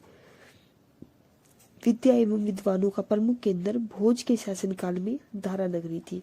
त्रिभुवन नारायण मंदिर चित्तौड़ में का निर्माण राजा भोज ने किया। भोजपुर नगर की स्थापना राजा भोज ने। नैषधीय चरित के लेखक श्रीहर्ष। प्रबंध चिंतामणि के लेखक मैरीतुंग। वास्तुशास्त्र के साथ वैज्ञानिक यंत्रों का उपयोग का उल्लेख भोजकृत युक्ति कल्पत्रु में है। नवसाहस चरित्र की रचना पद्मगुप्त। दशरूपक की रचना धनंजय, धनिक, हलायुध एवं अमित गति ने। वाक्यापति मुंज के दरबार में रहते थे सभी। चंदेल वंश संस्थापक नन्नू 831 ईस्वी। राजधानी खजुराहो। प्रारंभ में राजधानी कालिंजर महोबा। प्रतिहार साम्राज्य के पतन के बाद चंदेल वंश प्रारंभ हुआ बुंदेलखंड की भूमि पर। बुंदेलखंड का पुराना नाम जिजाक मुक्ति। राजधानी कालिंजर से खजुराहो बदली गई, राजा धंग ने किया। इस वंश का प्रतापी राजा यशोवर्मन ने देवपाल प्रतिहार राजा को हराया, कन्नौज पर आक्रमण कर लिया। इसलिए विष्णु मूर्ति खजुराहो के विष्णु मंदिर में स्थापित की। राजा धंग जिन्नानाथ, विश्वनाथ, वैद्यनाथ मंदिर निर्माण करवाया। कंदरिया महादेव मंदिर निर्माण 999 ईस्वी में कराया। गंगा जमुना संगम पर प्राण त्याग, शरीर त्याग दिया, शिव की आराधना करते हुए। चंदेल शासक वर्षिज, प्रतिहार शासक विद्याधर, चंदेल शासक तथा प्रतिहार शासक राज्यपाल। विद्याधर ने राज्यपाल की हत्या कर दी क्योंकि राज्यपाल ने बिना सामना किए महमूद के सामने आत्मसमर्पण किया था। अकेला ऐसा भारतीय नरेश जिसने महमूद गजनी का प्रतिरोध किया विद्याधर ही था। एक और चंदेल शासक कीर्तिवर्मन की राज्यसभा में रहता था कृष्ण मिश्र। प्रबोध चंद्रोदय की रचना कृष्ण मिश्र ने की। इन्होंने कीर्ति सागर नामक जलाशय का निर्माण करवाया महोबा के पास। परमरदीदेव के दरबार में 2 सेना नायक आला और उदल थे। आला उदल को पृथ्वीराज तृतीय के बीच युद्ध हुआ, पृथ्वीराज तृतीय जीत गया। चंदेल वंश का अंतिम शासक परमरदीदेव था। 1202 ईस्वी में परमरदीदेव ने कुतुबुद्दीन ऐबक की स्वीकार की, इसलिए अजयदेव परमरदीदेव का मंत्री ने परमरदीदेव की हत्या की। सोलंकी वंश गुजरात के चालुक्य शासक। इसके संस्थापक मूलराज प्रथम, राजधानी अनहिलवाड़। मूलराज प्रथम ने शैव धर्म का अनुयायी था। भीमराव प्रथम के शासनकाल में सोमनाथ मंदिर पर महमूद गजनी ने आक्रमण किया। तिलवाड़ा का प्रसिद्ध जैन मंदिर अब्बू पर्वत पर विमल ने बनवाया। भीम प्रथम का सामंत था। इस वंश का प्रथम शक्तिशाली शासक जयसिंह सिद्धराज था। जयसिंह सिद्धराज ने हेमचंद्र जैन विद्वान इसी के दरबार में आया था। माउंट आबू पर्वत राजस्थान पर अपने 7 पूर्वजों की गजारोही मूर्तियां स्थापित की। रुद्र महाकाल मंदिर सिद्धपुर का निर्माण कराया। बोडेरा का सूर्य मंदिर का निर्माण सोलंकी राजाओं के शासनकाल में हुआ था। एक और सोलंकी शासक कुमारपाल था। कुमारपाल जैन मत अनुयायी था। यह जैन धर्म के अंतिम राज के प्रवर्तक के रूप में प्रसिद्ध है। सोलंकी वंश का अंतिम शासक भीम द्वितीय।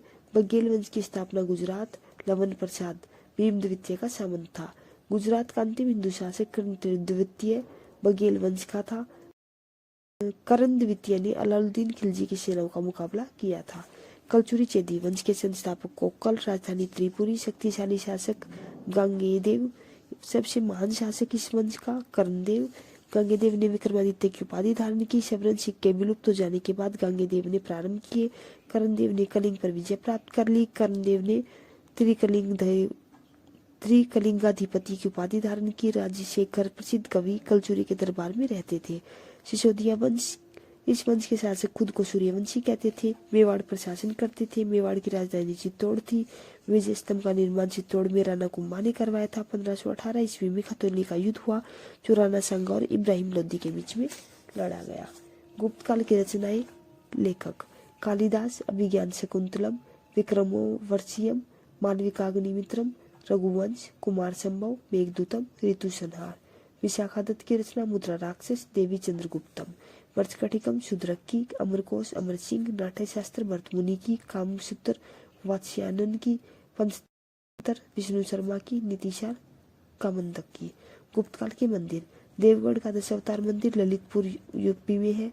तिगवा का विष्णु मंदिर जबलपुर मध्य प्रदेश में। एरन का विष्णु मंदिर सागर मध्य प्रदेश।